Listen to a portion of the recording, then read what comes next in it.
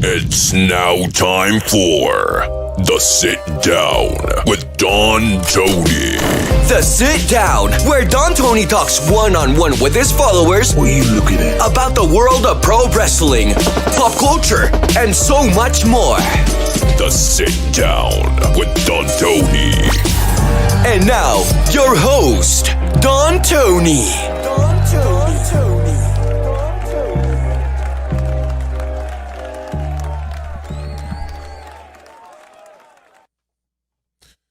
All right, grab your gabagool and let's do this, shall we? What's up, everybody? It is December 28th, 2025. The last, well, is it the last sit down of the year? Maybe not, because we are going to be doing a live stream New Year's Eve on YouTube. It's going to be the same setup, the same format like we do on Sundays. We call it the Lazy Show. I just sit here and we talk about whatever my live friends that are tuning in want to talk about. Mostly wrestling, obviously.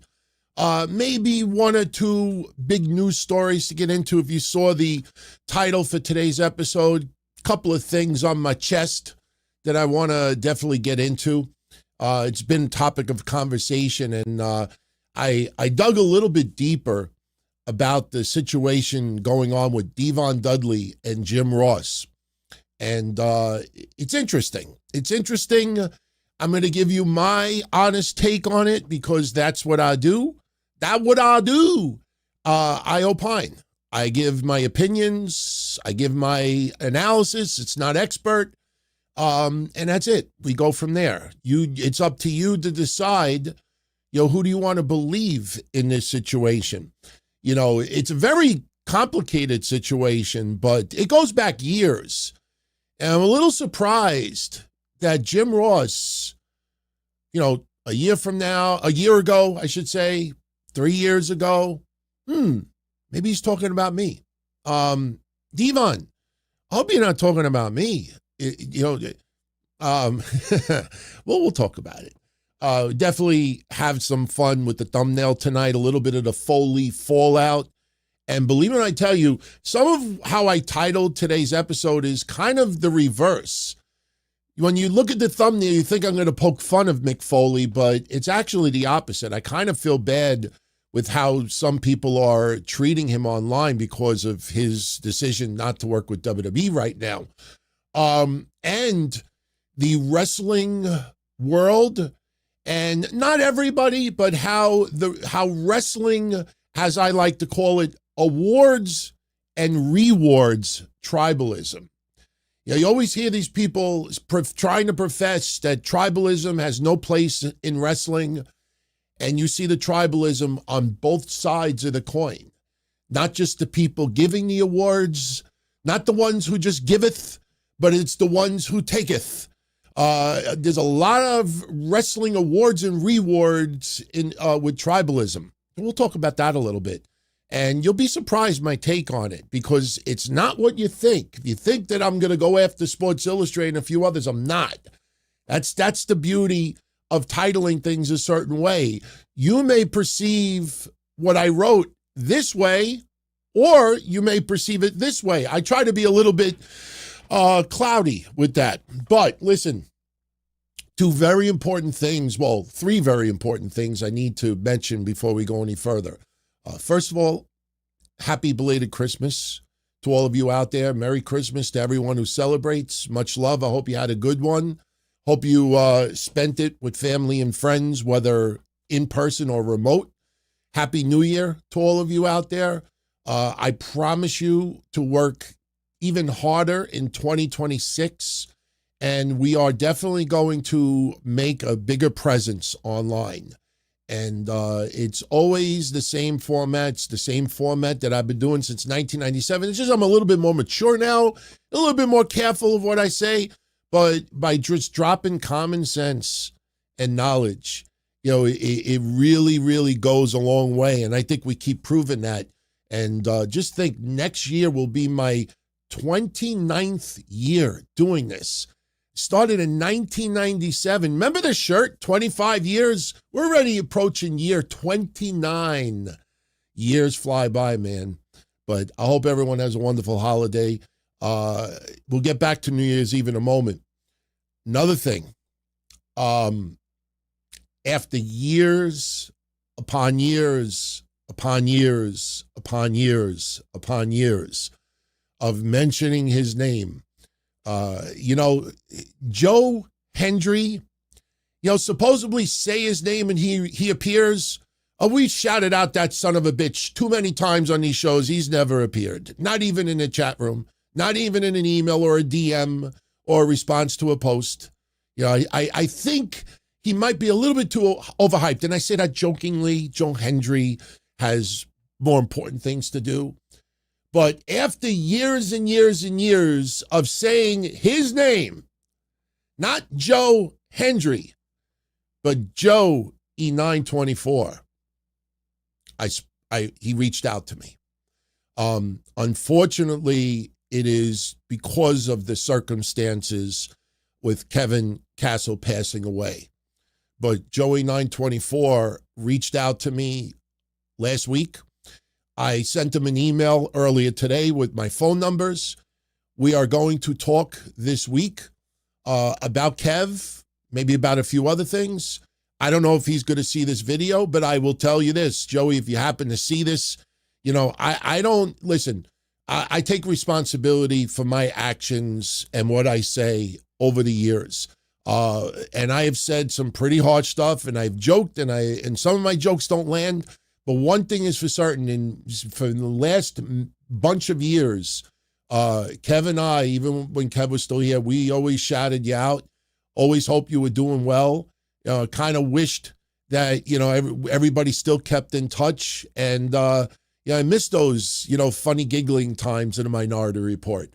And there's a lot of people out here that are tuning in that do remember the Minority Report, that do remember Joey 924 and Black Moses and Smoked Out, and even to a certain extent, Dave the Genetic Freak and Jobber Joe, myself, Kev.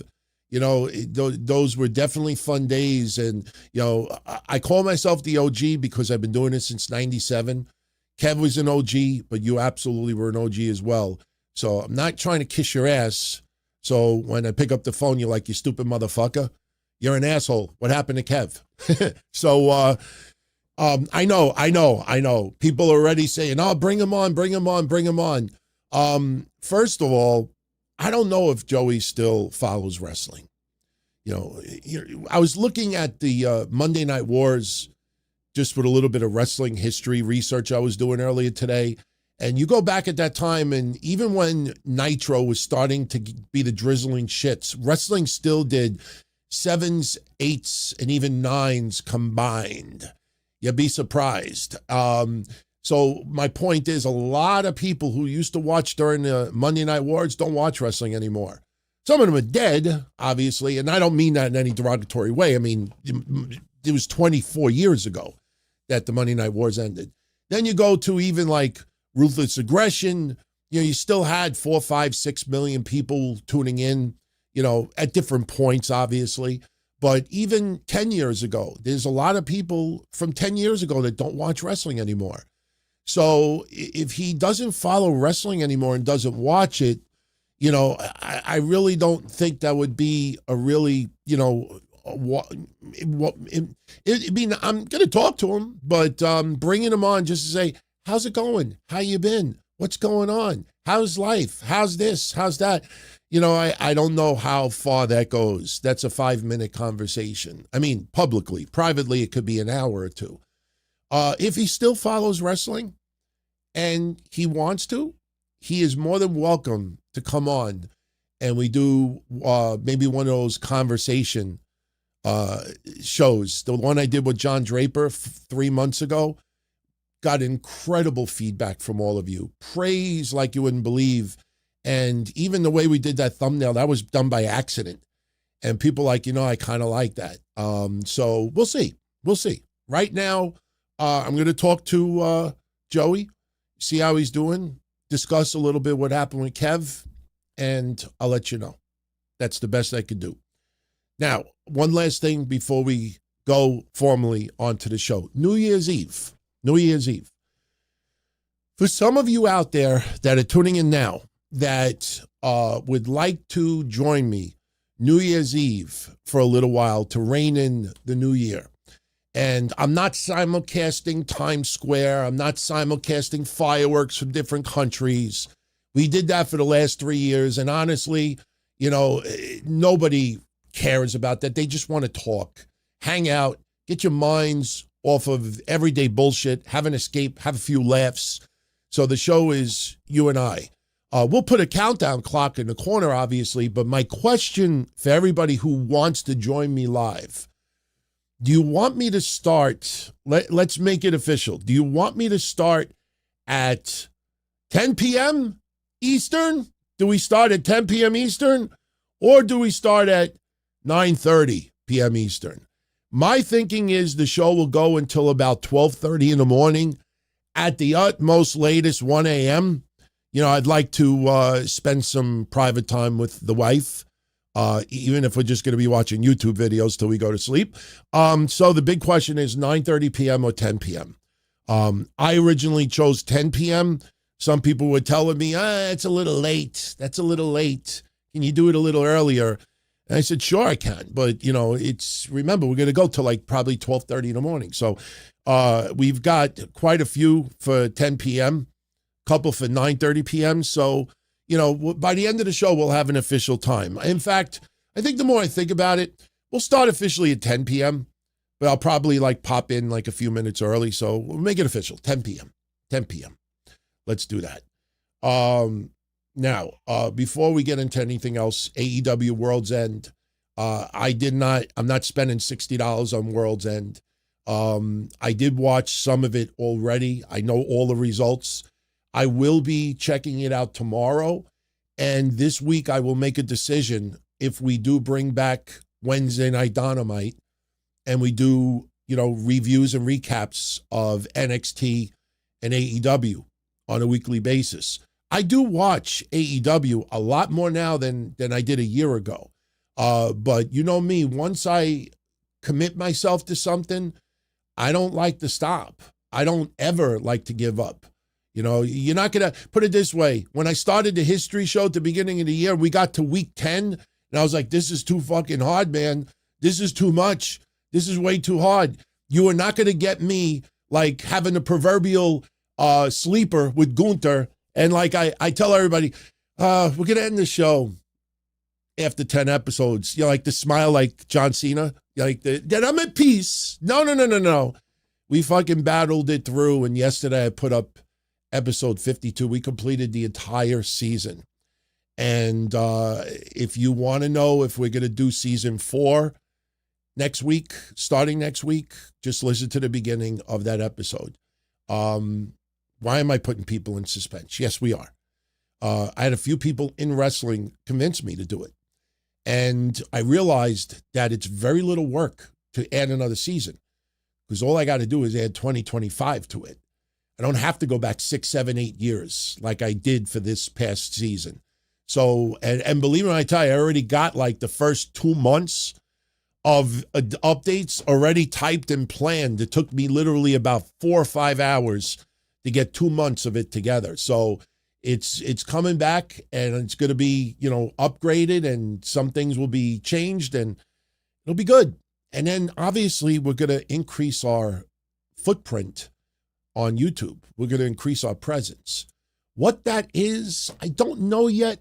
It'll be a slow process, obviously, but it's going to be kind of like, I don't want to really be terrible, but it's kind of like a disease. It's kind of like a disease. Like you got some type of bullshit rare disease and you just got a little pimple over here. And then it gets a little bigger. And then 2-3 years go by, you notice the kind of people here. And you're just like, I'll eventually get it checked out.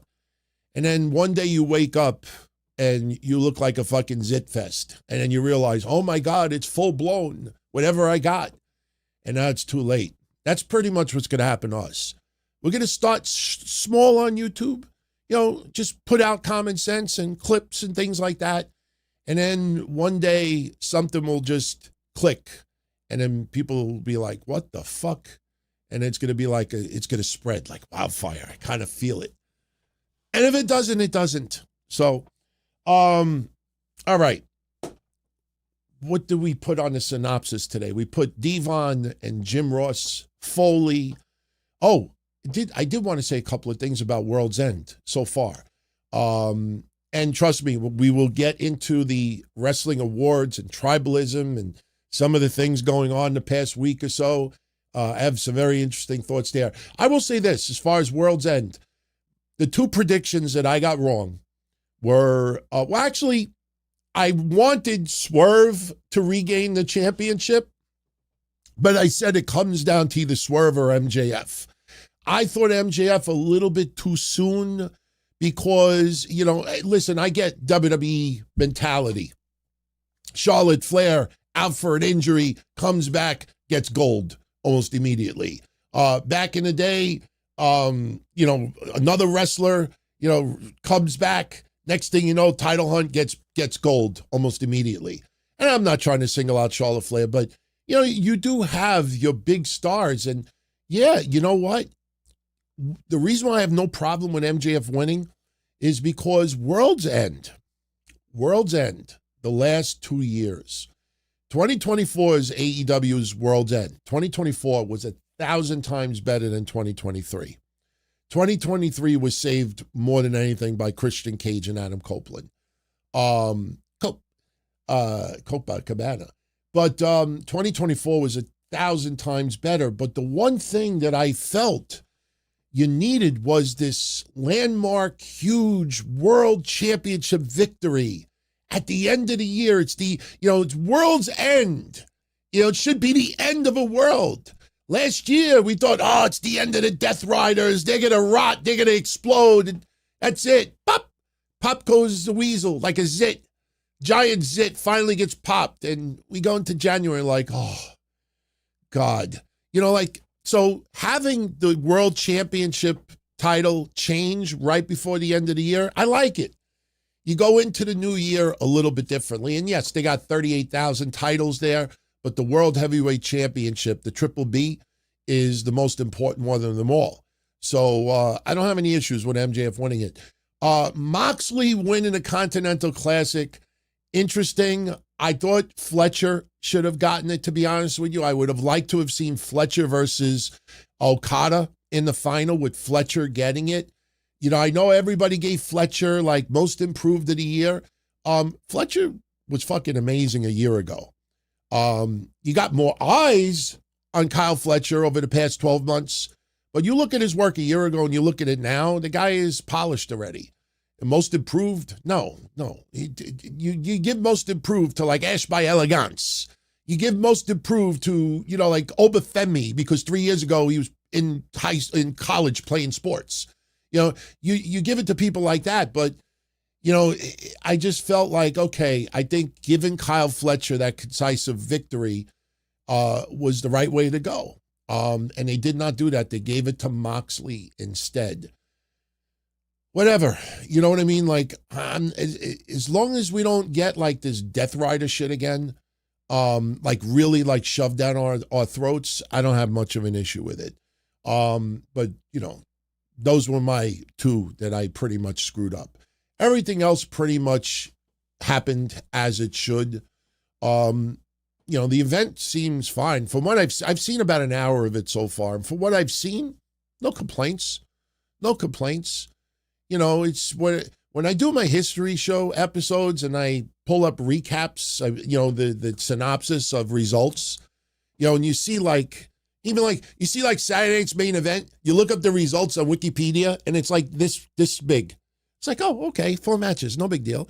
And then you do like a Money in the Bank, pay-per-view, and it's like 5 matches. Like, oh, this is okay. I could deal with that.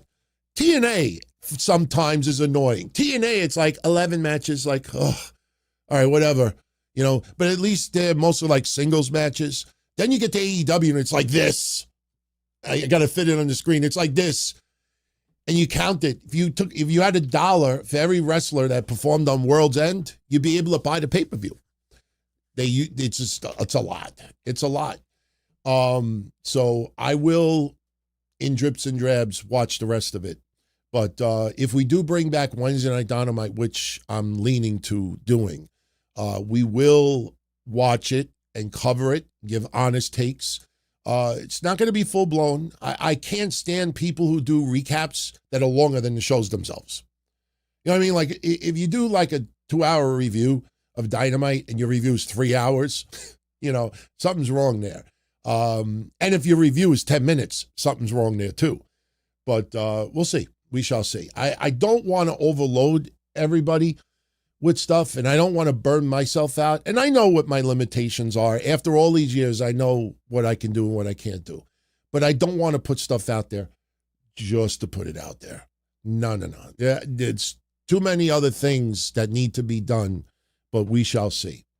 So, very quickly, before we get into all of your questions, and I thank everybody who is live right now. Much love to our subscribers here, our patrons that are here, everybody who is supporting the cause. I can't thank you enough. We will be updating like the channel member thing in 2026 right at the beginning. We're going to add a couple of things, streamline a couple of things.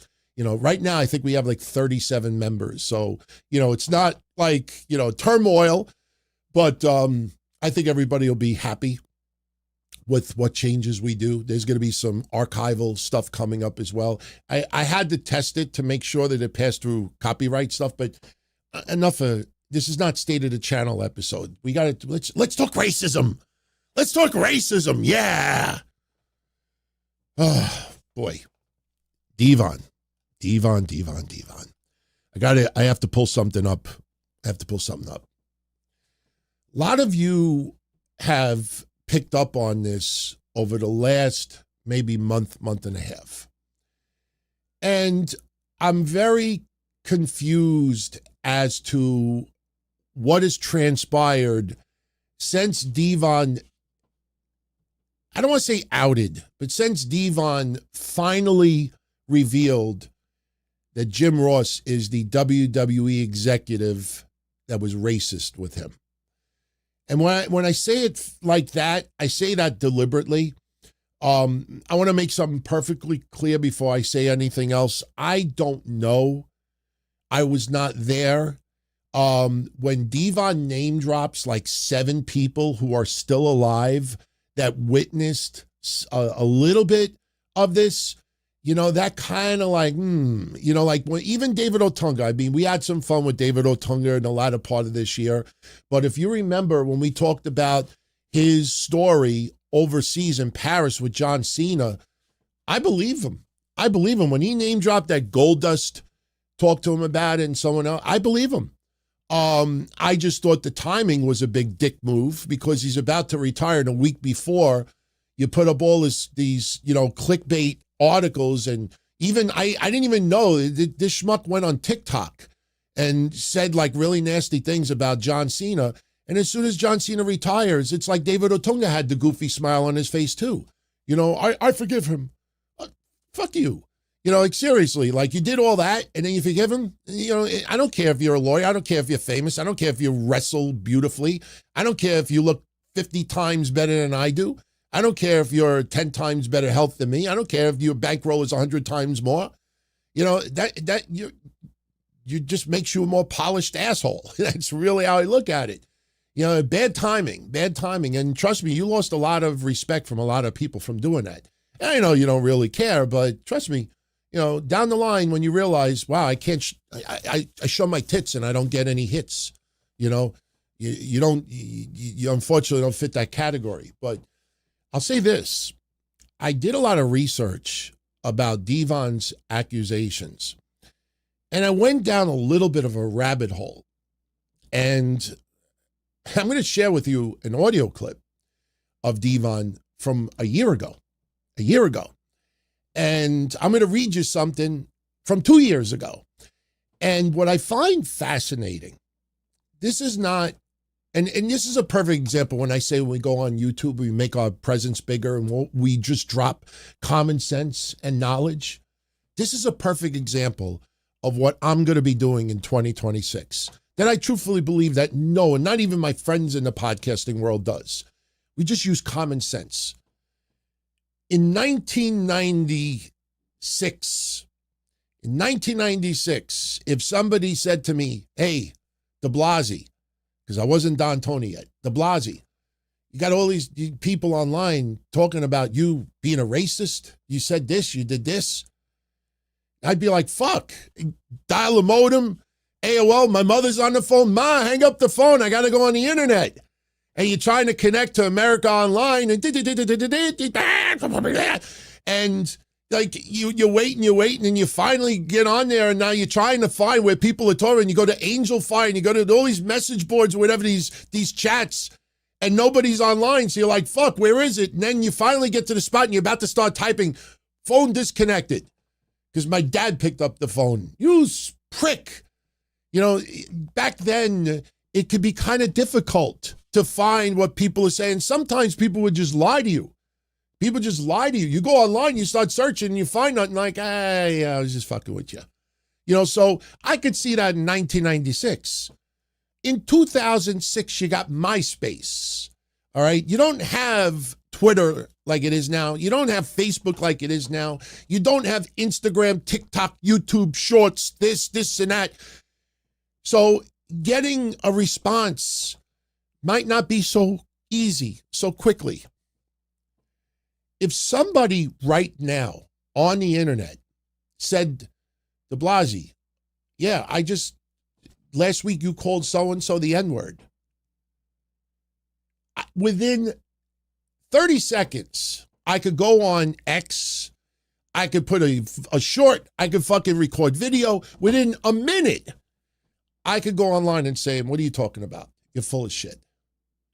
In this day and age, I could be taking a shit, checking emails, and somebody sends me a DM. Oh, look, I got a DM on X. Oh, I got a DM on Discord. I got a DM on Patreon. Yeah, this person is accusing you of some horrible stuff. Now, a lot of times you just ignore these assholes.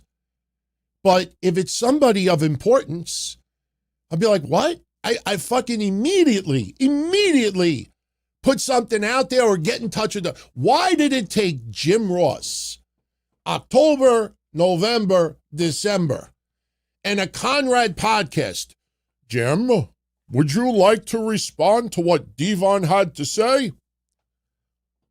Why did it take you 3 months, 2 months? What's the matter? You still got 33.8 dial-up? You know, you fell? Like, you've been doing shows. You keep talking about, you know, what Vince McMahon was like in the WCW and the NWO and the this and that and AEW. And, you know, if I bought you a pack of cigarettes, would you have answered in 5 minutes? How do you let a Hall of Famer, Devon Dudley, make an accusation like that towards you? An accusation that he's been teasing for years. And he finally dropped your name. And it takes months and a Conrad podcast for you to finally answer it. I could see if I accused you of it, or if Leroy in our chat right now, that you don't know him from Adam, accuse you of it, or just people online trolling you. But you're talking about Devon Dudley. It took you months to respond. Why is that? Why is that? You know, my finger, the keyboard, the battery died. Oh, look, look, my keyboard, it didn't work. There's no excuse. How do you let that simmer? How do you let that snowball? How do you let that develop? That's my first problem with it. But here's where I find it even worse, okay?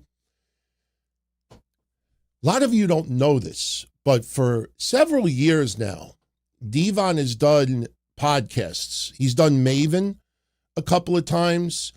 I don't remember the other podcast he did, but I do have the transcript here. It wasn't Matt Man podcast, whatever. But he's been on numerous podcasts claiming that he was had to deal with somebody in the WWE, an executive, who was racist towards him. And for years, people were like, who is it? Who is it? I'm not going to drop his name. I'm not going to drop his name. 2+ years ago. I do understand we've come a long way since I broke into the business in 1991. I remember coming into certain locker rooms and there were certain people that didn't care if I got out, how they were treating you. There was a prominent figure in the WWE. He was Office, who basically told me he did not like me because I was black. 2 occasions, he told me. Bubba was there for one of them, and he was there on the second one, along with Paul Heyman, Tommy Dreamer, and Spike Dudley. To this day, I have no respect, nor do I like this individual. I'm not going to put him on blast, but I don't care for him, so I stay away from him. I just know we have come a long way. I'm not going to sit here and cry over something that happened 10 years ago. 10 years ago. Interesting, because the Dudleys came back in 2014 and 2015. I move on and make the best of it. Look at my career. I have nothing to be sad about, nor any remorse about. Bubba and I have become the greatest tag team of our era. It's very disrespectful to say you're the greatest tag team of all time. In my book, when you have tag teams like the Rock and Roll Express, the Midnight Express, Arn and Tully, Steve Williams and Terry Gordy, British Bulldogs, Hart Foundation, Road Warriors, blah, blah, blah. That was something he said a couple of years ago, okay? Then recently, you heard him out on Maven's podcast. He actually said the name Jim Ross. Here is a clip from a year ago. This is not the first time Maven and Devon had this conversation. I mean, I encountered my own racism, in WWE. I hate to say it, but I did, with certain people that were in the office that were higher up. It was never Vince. It was never John Laurinaitis. It was never Michael Haynes. But there were individuals during that time, during the Attitude Era, right, that basically said that they didn't like me because I was black. Wow. It told me to my face. Told you to your face? Told me to my face a couple of times. I'm not going to ask you to give names, but names that we would know? Absolutely. Absolutely. And give names.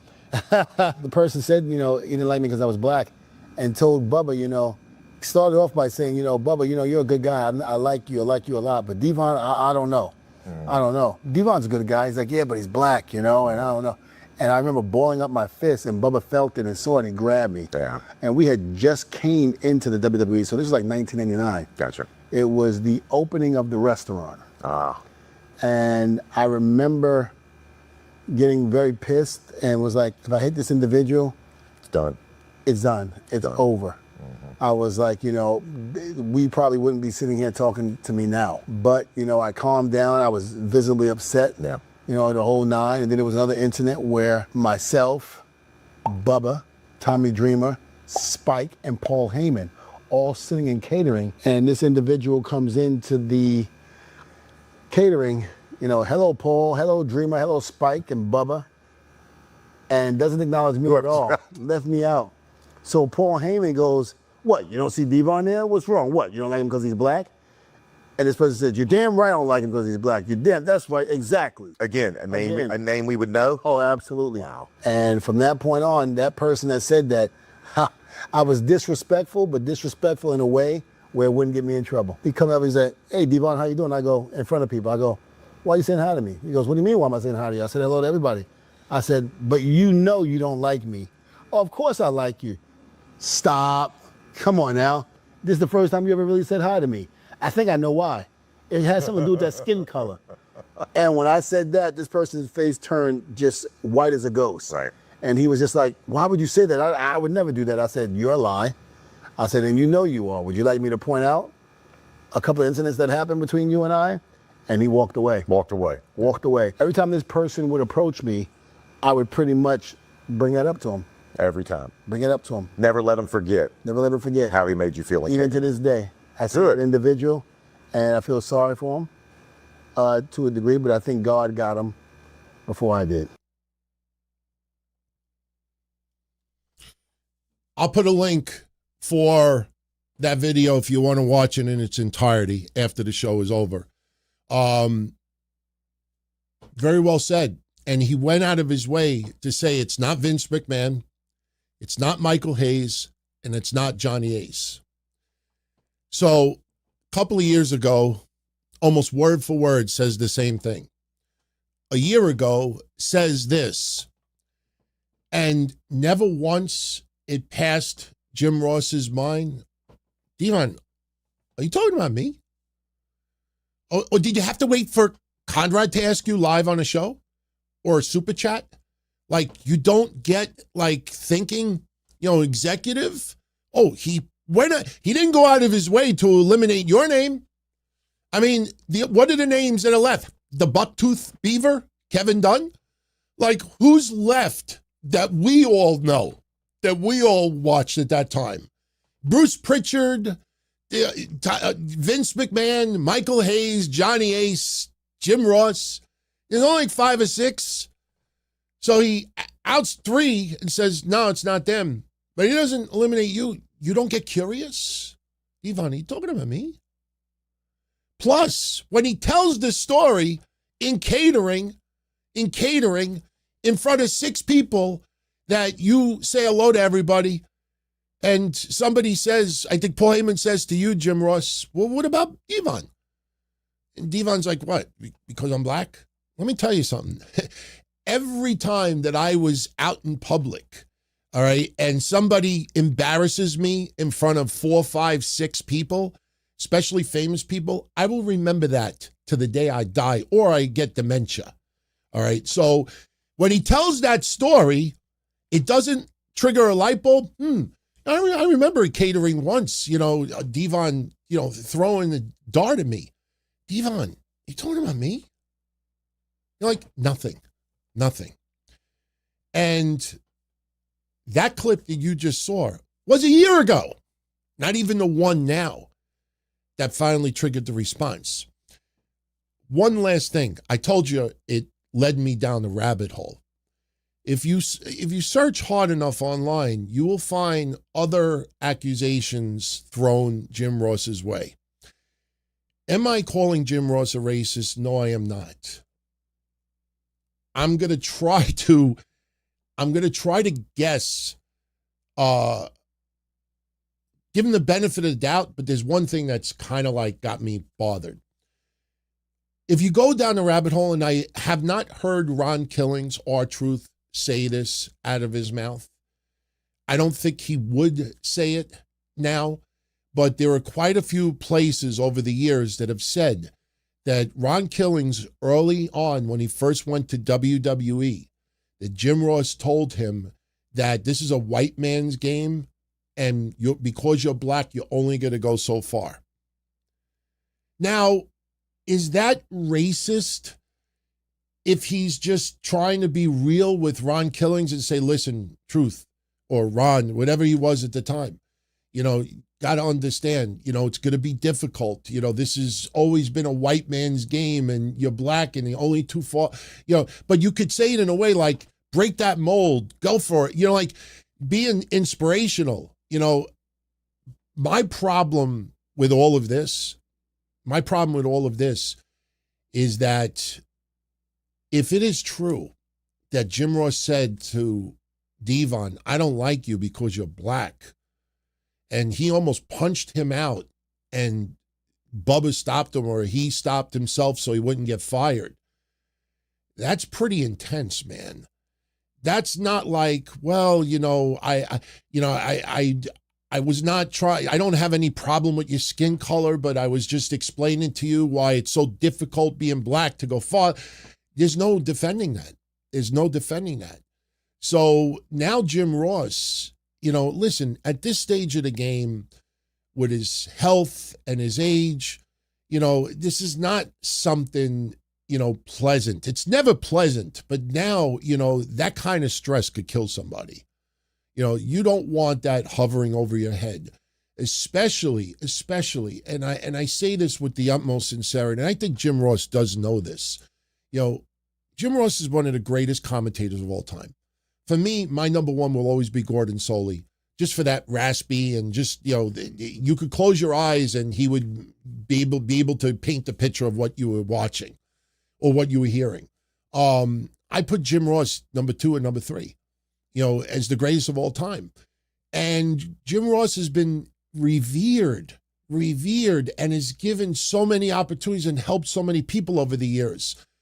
If he grew up and over time, just got mature and wisened up and didn't have that viewpoint anymore, it would be I think people would accept it an awful lot more if he said, look, back in that day, that was the way the business was. And, that's how I was brought in. And that's how I always looked at it. And, it's not that I didn't like him because he was black, but, it made him more difficult, this, that. There's no excuse for it. But, owning up to it and, apologizing. And there's no signs in recent years of anything scathing with him. And you're an example of someone who's grown up and is matured and has learned by previous mistakes. But to just flat out deny it, when there's enough people that are still alive that witness this too and know about it, it's only going to hurt. And here's the facts.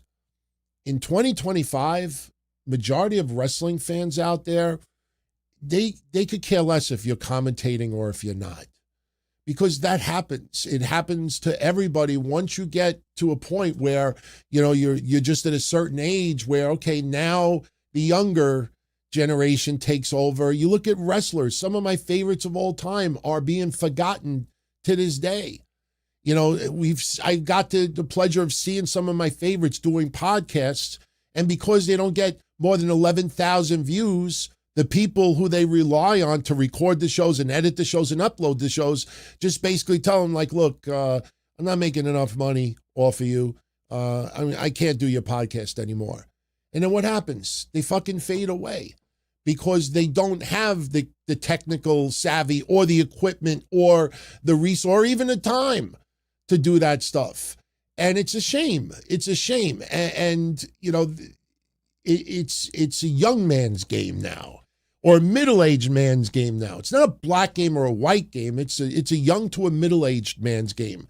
Once you get over a certain age, most people could care less if you were around. They'll feel sorrow when you pass away. We all got to pass away.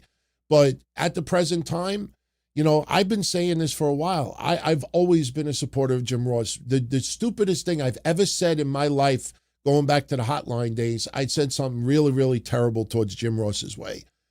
Had no idea about the Bell's palsy. I knew about the Bell's palsy, but I had no idea the circumstances behind it.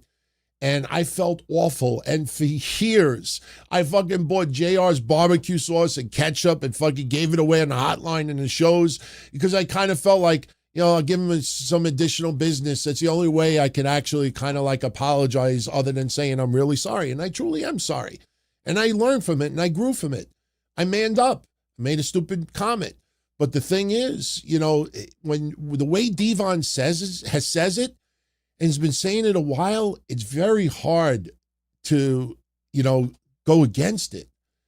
Plus, why would Devon just single him out like that? It doesn't make sense. Why would you? This is not somebody who's looking for clout. This is not somebody who's looking for attention. This is not someone that's looking for YouTube hits. This is not Devon going on his own stuff and listen, I'm not trying to compare Devon to David Otunga, but it's obvious David Otunga tried to, maximize his anger towards John Cena right at the end of his of his career. All right. And once that ended, then it was like, okay, I got my little fill as best as I could, and now we move on. That's his way of doing it. Devon is not doing this to profit from it. So this is fucked up. This is fucked up. And, if you all want to go down that rabbit hole and do some research, it's messed up.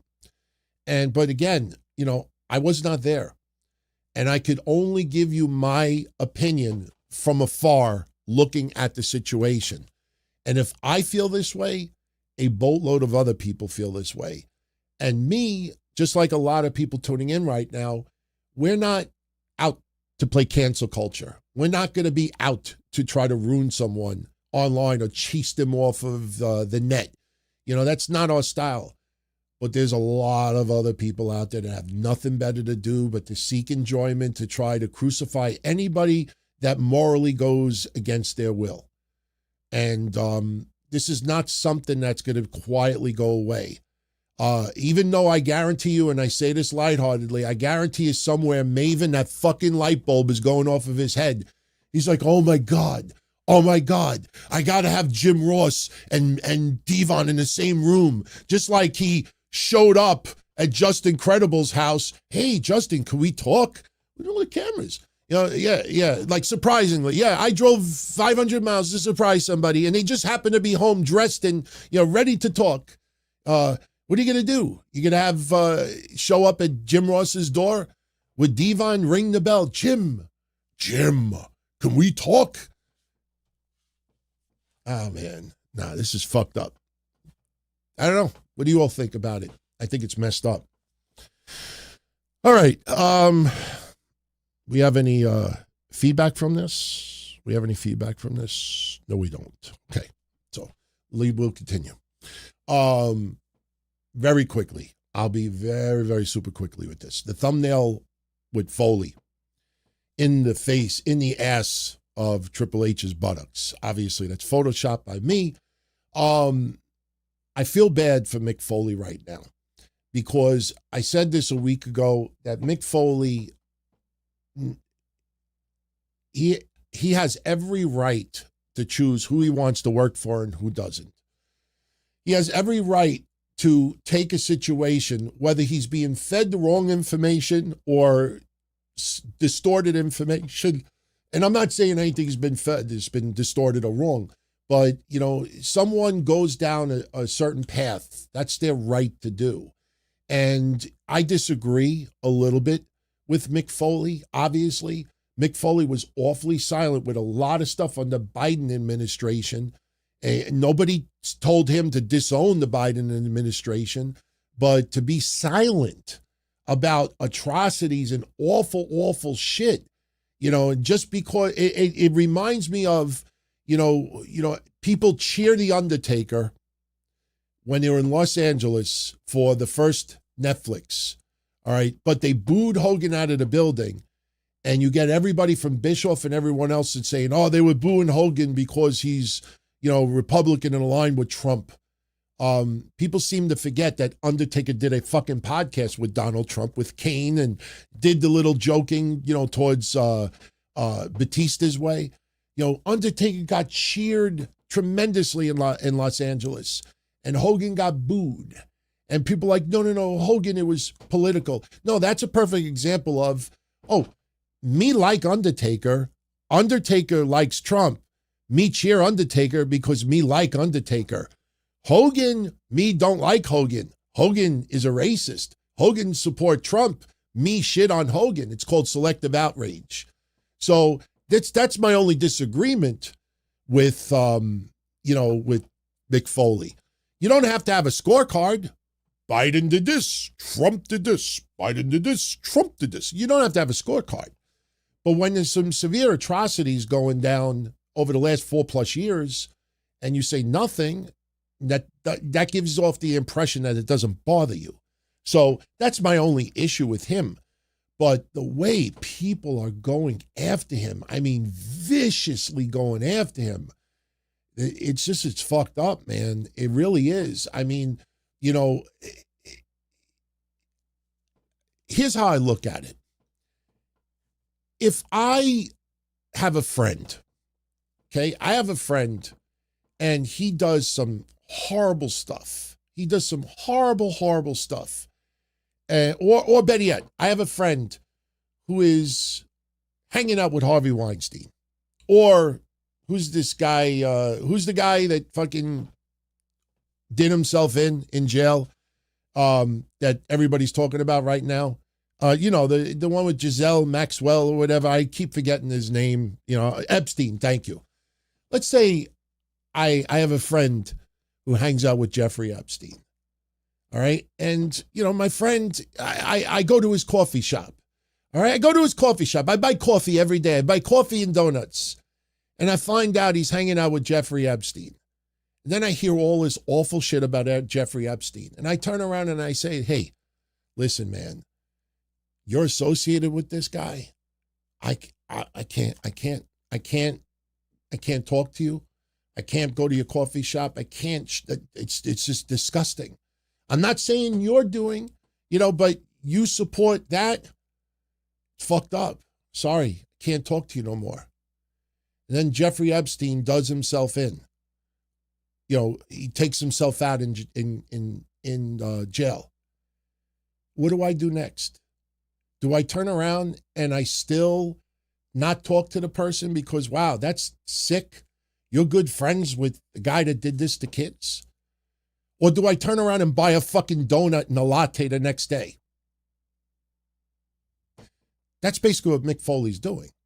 As long as Triple H and Stephanie are aligned with Donald Trump, as long as he's president, I cannot, in a clear head, work for WWE. I can't stand no more.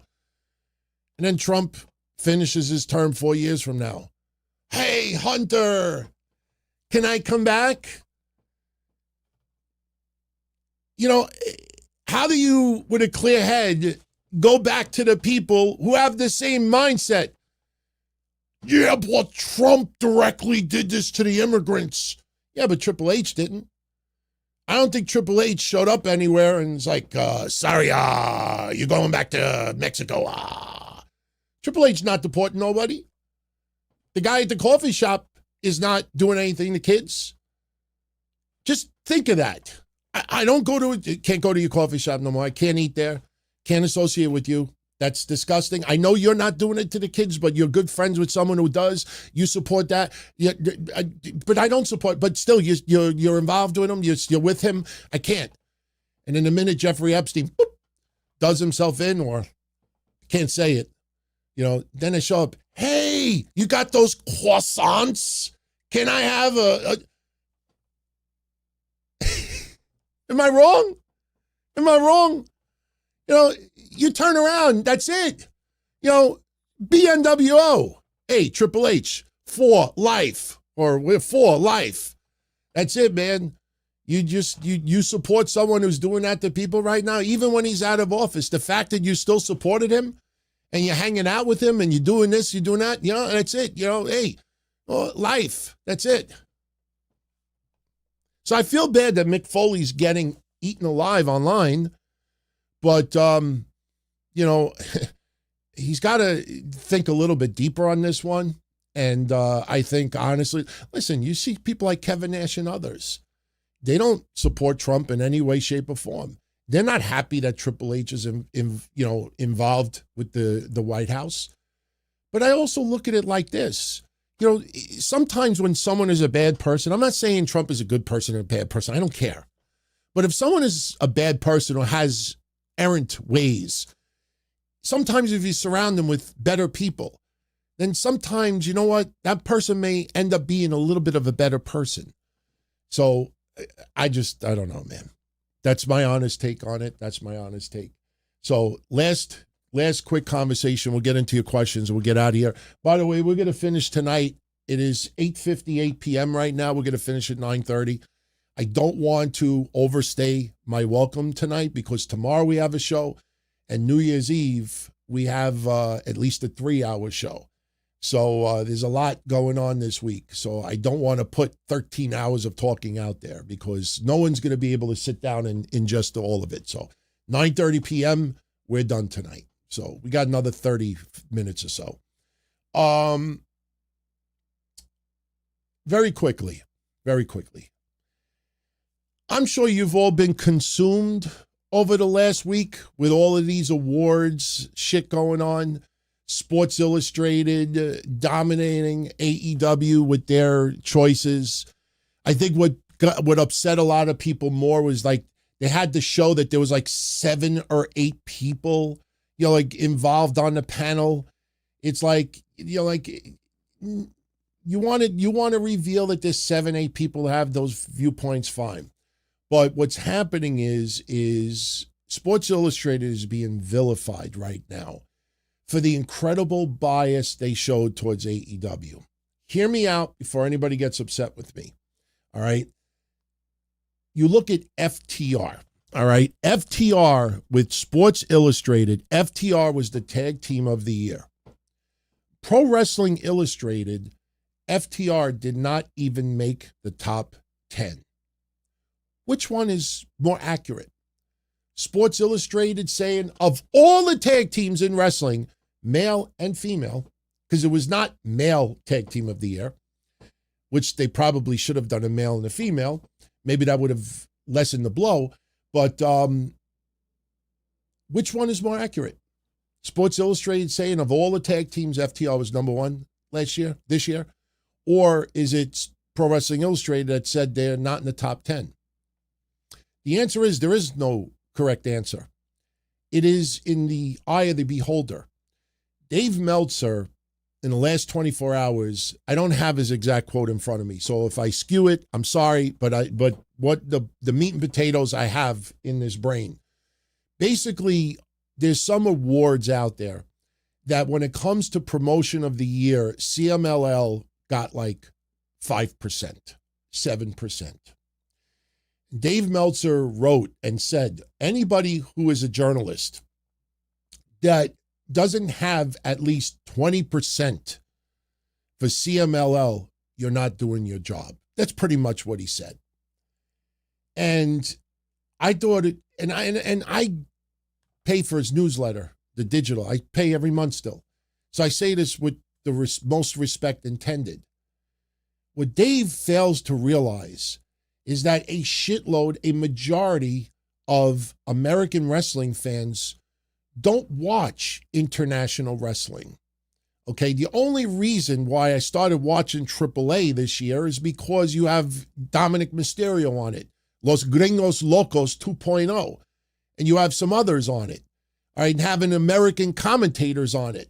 And just because, Matt Stryker does this, Japan, or Kevin Kelly, and I love Kevin Kelly. My point is just because somebody speaks English doesn't mean I'm going to start watching a Japanese product.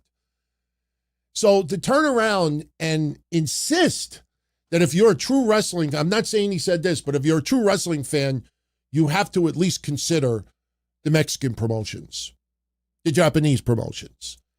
And that's fucking ridiculous. It is in the eye of the beholder. I guarantee you, when we do the Blackheart Year-End Awards in January, there's going to be a shitload of winners that are going to be from WWE. Because I see that a big bulk of those who tune in and ask questions, I know my audience, like Triple H. Triple H, you should have read the room a little bit better for Saturday night's main event. Every motherfucker in there paid almost $1,000 to see Cena.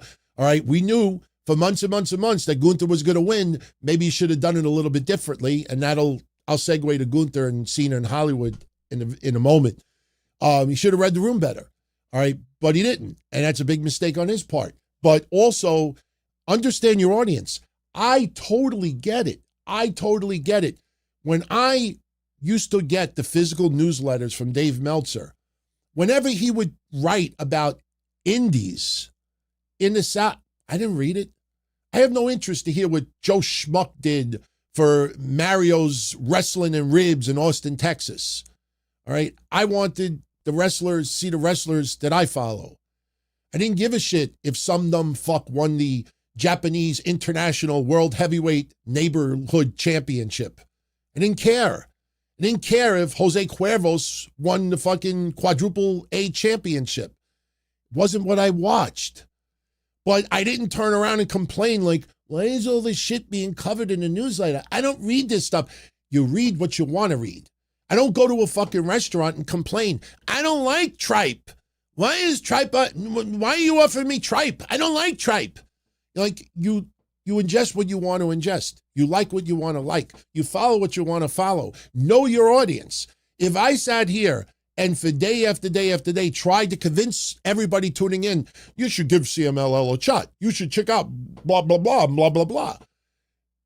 People are going to disconnect because if more people start talking about it and don't give me, well, if you talked about it more, maybe they would watch more. My job is to not tell people what to watch. My job is not to tell people what they should watch. My job is to react and answer and discuss the topics and the shows and the wrestlers that my audience wants to watch. There are podcasts out there that are heavily, heavily in favor of AEW. That's perfectly fine. When Meltzer does his podcast, it is heavily, heavily Japanese influenced. That is a core part of his base. That is perfectly fine. I've said this for 30 years, that he has every right to give his opinion on any wrestling product he wants to because that's what he follows. That's what he likes. I don't like to someone that says, I'm covering it because I have to. No, you don't have to. Imagine if I don't like fish and I do food reviews and I don't like fish. It makes my hair raise on my back. I don't like fish. I'm going to review Italian manigotas. I almost said it like an Irishman. Manigotas. I'm going to do Mexican food. I'm going to do arroz con pollo. I'm going to do everything that I like, that when I taste it, okay, this tastes good. This needs a little salt. This is not very good. Oh, this is bland. I'm not going to put a piece of fucking tripe in my mouth and be like, oh, this is fucking awful. Oh, it's like biting into an old lady's skin and it smells like fish. That's what a lot of people are doing with AEW right now. And that is so unfair to AEW. If you're not a fan of the product and it sucks to you and you're complaining about it, no, you don't have to cover it. It's just people do it because they want to make money off of it. Instead of focusing more on the things that you do like and you want to cover and have a fair perspective, that's my only problem with it. If you go into something already not liking it, you're not giving it a fair shake. If that was the case, there'd be a lot of models out there that I could have had a shot with over the years. And some of you out there that, may have the physical body of something like this, you go to a singles club. You go to a singles club, and you get some hot piece of ass over there. And her type is Jersey Shore. Her type is not me. Her type is not you. But, well, you know what? You have to have an open mind. You never know. You may like it. No, if I go on eHarmony and I look at someone and they have more chins than a fucking Chinese phone book, I'm not going to stop and say, well, maybe I could just close my eyes and get past the fact that there's more neck fat that I have on my entire body. You enjoy what you want to enjoy. You're not forced to do anything. If I'm into music, you will never hear me talk about Randy Travis and fucking country music. I can't stand country music. Doesn't mean that I hate it or don't like it. I'm not going to review something that I'm not a fan of. So, point is, when you see Sports Illustrated do their awards, some people think, oh, look at John Alba. I got an interview with Tony Khan. Would I have gotten that interview with Tony Khan if we did not give him promotion of the year and this of the year and this of the year? That's in the eye of the beholder. No, I don't think that about John Alba. John Alba is very, very fair and down the line. I disagree wholeheartedly with a lot of their choices, but I do it and give you my reasons why. I don't turn like promotion of the year. Okay, promotion of the year. I have said 100 times on these shows, listen closely. I have said on this show at least 100 times this year that AEW has had their greatest year of their existence. And why? It's not about ticket sales. It's not about pay-per-view buys. It's not about ratings. It's about happiness. It's about a well-oiled machine. It's about everybody. It's a good vibe in the locker room, chemistry. Everybody is in sync with each other. No one is trying to stab each other in the back. Nobody is fighting. Sure, some people ended up leaving that probably deserved a better shake. No question. In some people's eyes, the wrong people won. All right, you look at CM Punk and everything else. But the point is, Tony Khan is a billionaire 10 times over, 15 times over. If he loses $100 million a year for 20 years, that's not even 10, 15% of what he's worth. So if he overspends, loses money, but has a company that he loves and he enjoys going to, you can't take it with you. You ever hear that phrase, you can't take it with you? Like if I turn around and I have all this extra money and I don't know what the fuck to do with it, and I'm like, you know what? I want to do this and I want to do this, I want to do that. And I'm overpaying it and I'm not getting much in return, but guess what? I'm happy. everybody around me is happy. I throw parties. I throw parties every week. I do barbecues. There's no admission to come in. Here, have a steak, have a burger, have a hot dog. Everybody's having a good time. Every week, everybody loves me. I'm losing money like crazy, but I'm happy. I'm not saying AEW is losing crazy money. My point is that company, everybody's happy for the most part. Not everybody is completely happy with the way they're being used and everything, but it's in sync. The foundation is solid. All right. It's not about breaking ratings records. It's not about this. It's not about that. You know, that's why BJ Bethel with his 500,000 viewership on Max got that much press.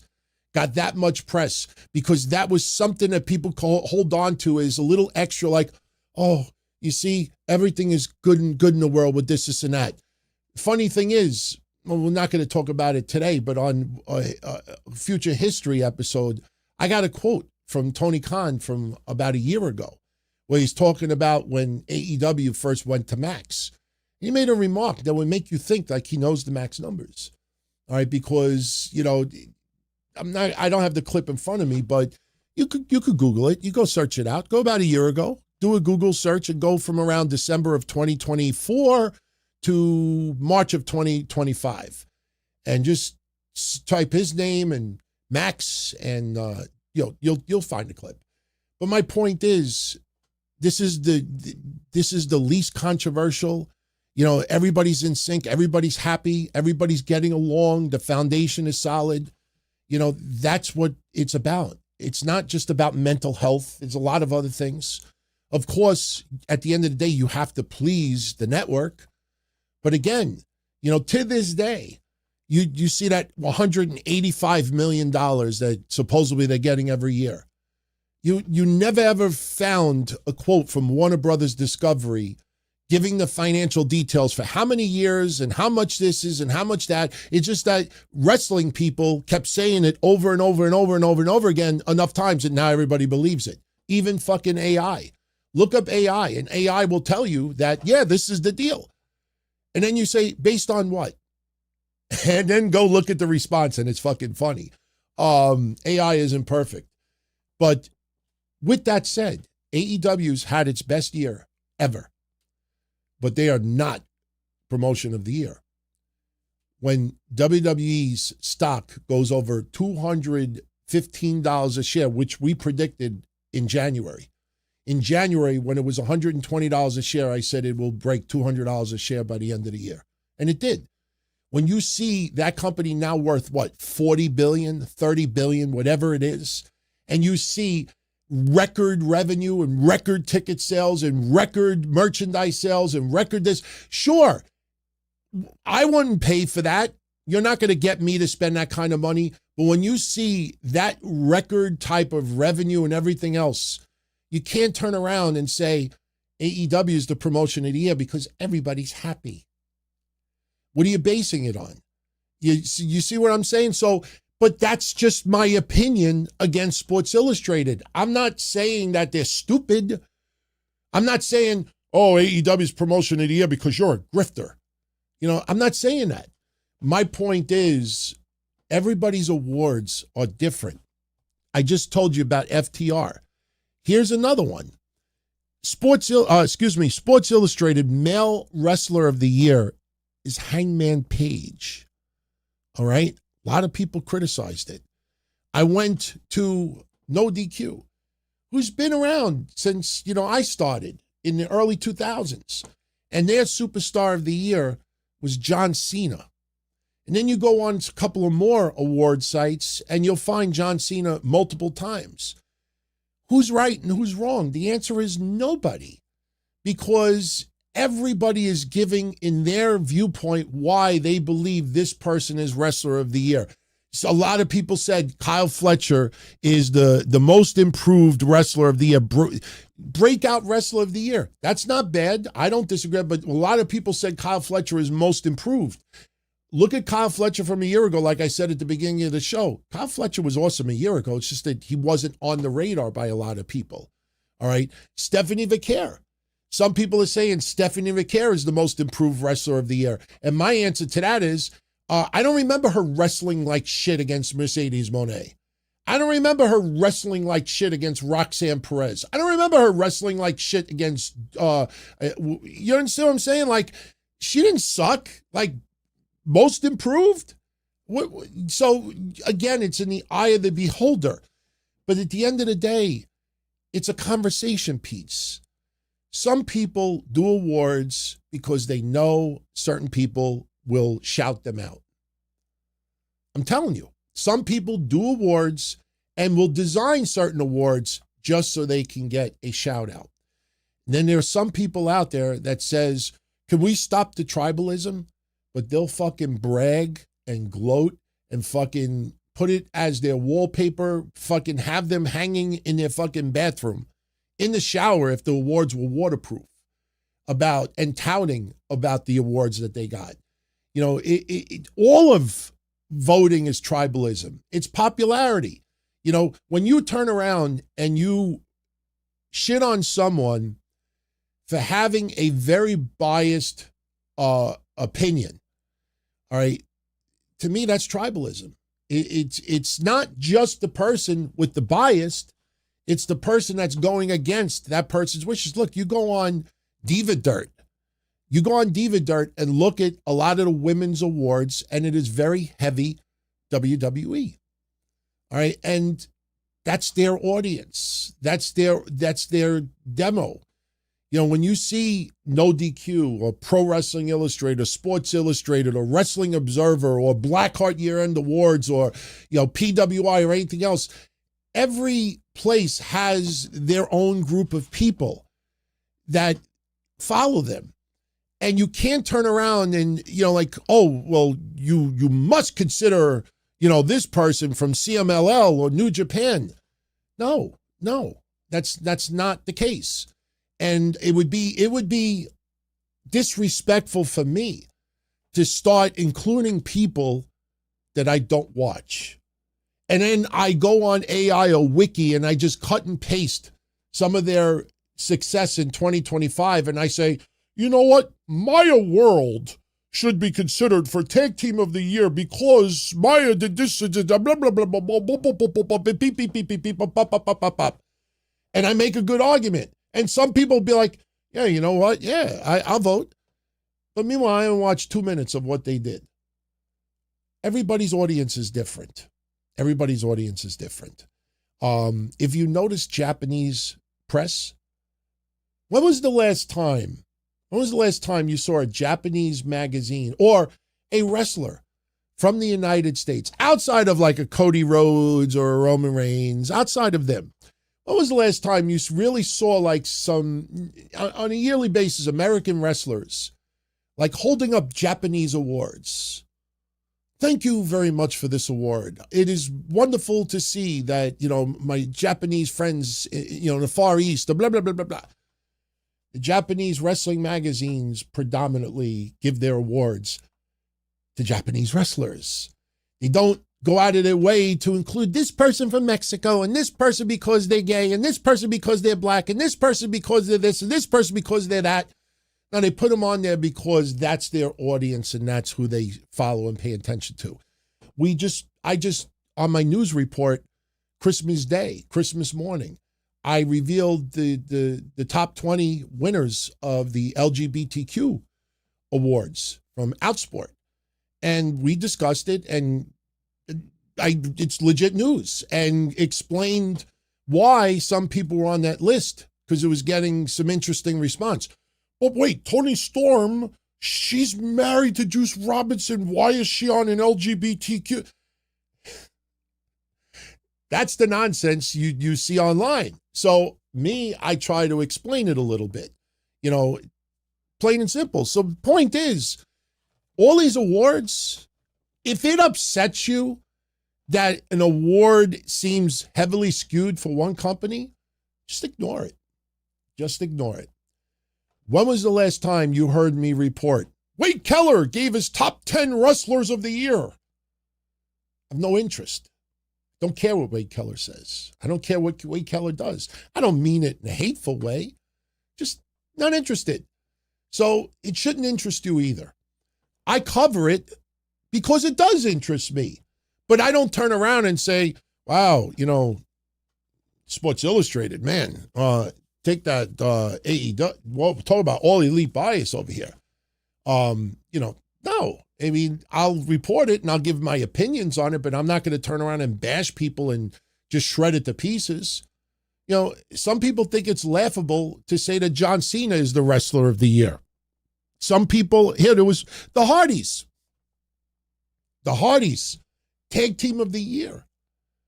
You'd be surprised how many places voted them as tag team of the year.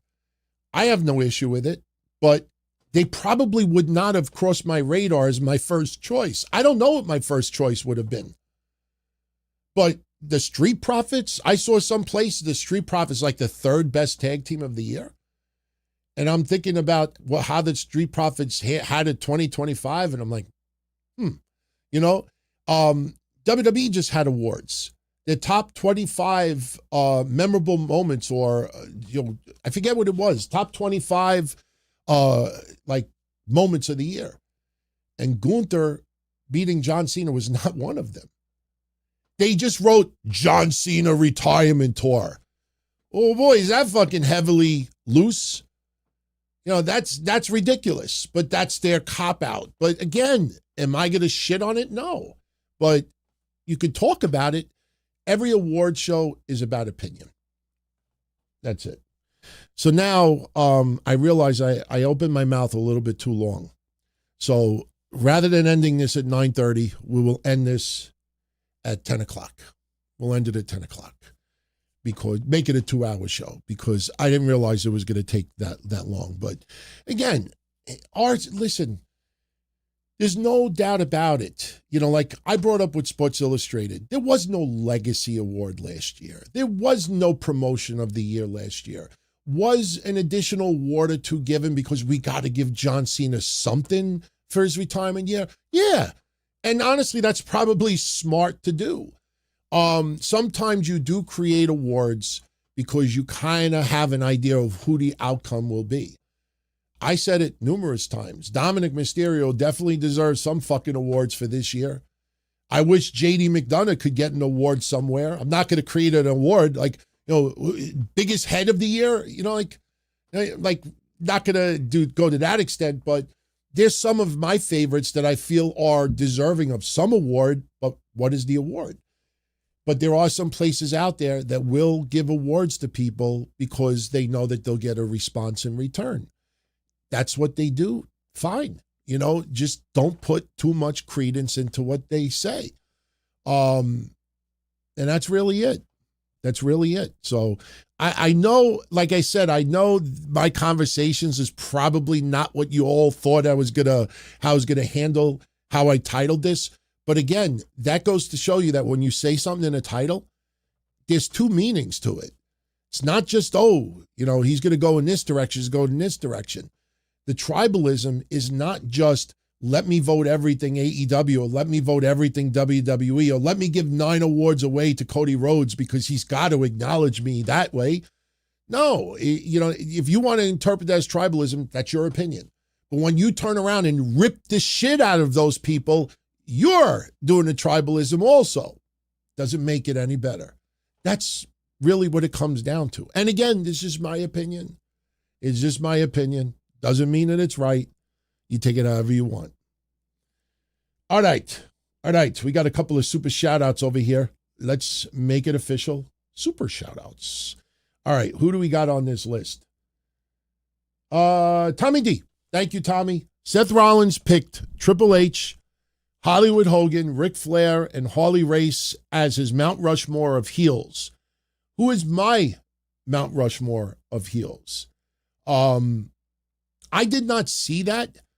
If anyone out there, if you could post in the chat where Seth Rollins revealed that, I definitely would love to report it on the show tomorrow night after Raw. That's not a bad list. As far as my Mount Rushmore of heels, right off the bat, I would put Roddy Piper on that list. Piper just, I'm taking a Morocco quote to give it to Piper. He's so bad. He's so good. Like, he's so bad. He's good. I just Piper would be on my list. I would put Vince McMahon on my list because Vince McMahon is like the ultimate heel. I mean, over the years, I mean, whether you like it or not, Vince just really, I would put him on my list. Terry Funk, I think absolutely deserves to be on that list because Terry Funk, Stan Hansen, some others, but Stan Hansen was very beloved in Japan. So was Terry Funk, but they had the capability that if they went into the crowd, fucking crowd would run for their lives. I saw it on the Indies. I played that match when Terry passed away in Detroit. People fucking run for their lives because they think he's real. When I did the timekeeping for XPW and he fucking went around ringside and threw the chair my way, I fucking almost jumped over the guardrail. And the only reason why I didn't is because I knew I would have tore some type of ligament or I would have torn my fucking tight jeans. Because my jeans were, and the XPW shirt. You know, a lot of people don't know this story. I'll tell you a very quick story. The first night that I ever worked for XPW, all right, I did the bus trips for Hostile Takeover. And if you go watch Hostile Takeover for XPW in the ECW arena, I'm at the commentators table, I'm at the timekeeper's table ringing the bell. And up until that point, all I did was the bus trips, but I ended up selling out 3 buses that came from New York. We had like 170 people come from the bus trips. So about 15 minutes before the show, somebody who works for XPW comes up to me and says, "Hey, you want to do timekeeping?" I'm like, "Yeah, absolutely." And he's like, "All right." He's like, he says, "I'll be right back." And, you know, Matt Zombie and Brian Damage, everybody there, Mongo was there, and everybody's like, "What's going on?" I was like, "I don't know." Like, he wants me to do timekeeping, and I'm like marking out because I didn't do anything in wrestling as of yet, other than the hotline. So he comes back with this T-shirt, and I swear to you, I could show a clip next week if you guys want. Maybe I'll even do it New Year's Eve. He gives me an XPW shirt. He says, "Put this on." First thing I did is I looked at the size, and it says L for large. How's about like 2 or 3 XL for yours truly? They gave me a large. I swear to God, when you look at me sitting at ringside, if anybody remembers the New York Giants, the 86 Giants, because I was watching some old games, the football Giants. Anybody remember Jim Burt? Jim Burt, his jersey, his back was so big that the 6 and the 4 would always be stretched. You see me wearing that shirt, you could see I have a shirt on that's 2 sizes too small. I said, "You don't have anything bigger?" He says, "All I got." He's like, "We're going to go live in 10 minutes. I literally ran in the bathroom and I was literally trying to like pull it over my fat rolls. And I got it on, and you see like Supreme goes through a fucking bed of light tubes. And you look at me and I'm like this, trying to act like I'm buff, but no, I was just because if I sat like this, literally the bottom of my stomach would stick out. That is a true story. If you watch that footage, you just look at my shirt and you'll see. Like, I was literally standing there with my arms like, hey, people going to think my arms look jacked and everything. Not like this, you know, but because I had a shirt that was 2 sizes too small. But Terry Funk, easily, he would be on my list. For number 4, I don't know. See, like Ric Flair was an awesome heel, but I always thought he was cool. Like, I never saw it with Ric Flair. Because see, like I'm from New York, and you go back to the 80s in New York, you know, what do you got? You got Cousins. You got John Travolta, Saturday Night Fever. They ain't no fucking freak walking around New York City with bleach blonde, long wavy hair like that. Nobody that I ever saw. You go to fucking Bensonhurst, Brooklyn, and you see somebody like that, you can only imagine the words that would be thrown their way. I saw Nature Boy Ric Flair, and he's got this beautiful blonde hair, and he's got the locks and the suits and everything, Space Mountain. I'm like, sorry, there's nobody in Howard Beach that would want to fuck you. Like, it's like John Gotti stuff. Like, those are the people that they were attached to. Like John Travolta's, not him. So I never got it with Ric Flair early on, but he was always a fucking great heel. Morocco would probably, I don't know if I see this like Morocco ravishing Rick Rude, Those were awesome. Morocco, I cheered. Just like Piper, I cheered Piper also. So my number 4 would be kind of difficult. It would be kind of difficult. I think it's a toss-up. But for me, no question, Vince, Piper, and Funk would be my 3. So thank you. Jim Kahn says, Cole gets disgusted when he sees Dominic, but when Logan Paul comes out, he talks about the feud he's in, plugs his podcast, despite his high cringe factor. Here's my answer to that. A bunch of websites today and a lot of wrestling news sites put out the top 10 most searched WWE wrestlers of 2025. And Logan Paul is number 5, and he's ahead of CM Punk and a bunch of others. And when I saw that list, my first thought was, you cannot put Logan Paul on that list because a shitload of people are searching Logan Paul because he's a social media influencer, because of Prime Energy, because of all the other shit going on. They're not all searching for him because he's a wrestler. So I would not put Logan Paul on that list, but that's my way of answering you. Logan Paul has hundreds of millions of followers, 100 million, whatever it is. He's got an insane following. So this is why he gets that kind of attention. Michael Cole talking about Dominic is because it's Dominic's character. Dominic is one of the MVPs of that fucking company. He is one of the major stars of tomorrow. That guy is going to be one of the greatest of this generation. I don't know how you get to that point, but he's going to be one of the most, I'm telling you, Dominic Mysterio at some point is going to be one of the most beloved wrestlers of that company. I bought into him years ago. I get it. He freaking loves wrestling and respects it. And he's so young still. He's going to be, will he ever surpass Ray in legendary status? No. Because Ray comes from a time that there was no one really before him. And you could go to El Hijo de Santo and go to wrestlers from the 60s that were 50s that were superheroes that did all those movies and the Demon and all that. But Ray, as far as like having Lucha Libre cross over to the United States, who was watching AAA before Rey Mysterio showed up at When Worlds Collide in 1993? Was anybody that was alive? How many of you? I wasn't watching it. So should I have covered AAA simply because they were good? No, I wasn't watching it.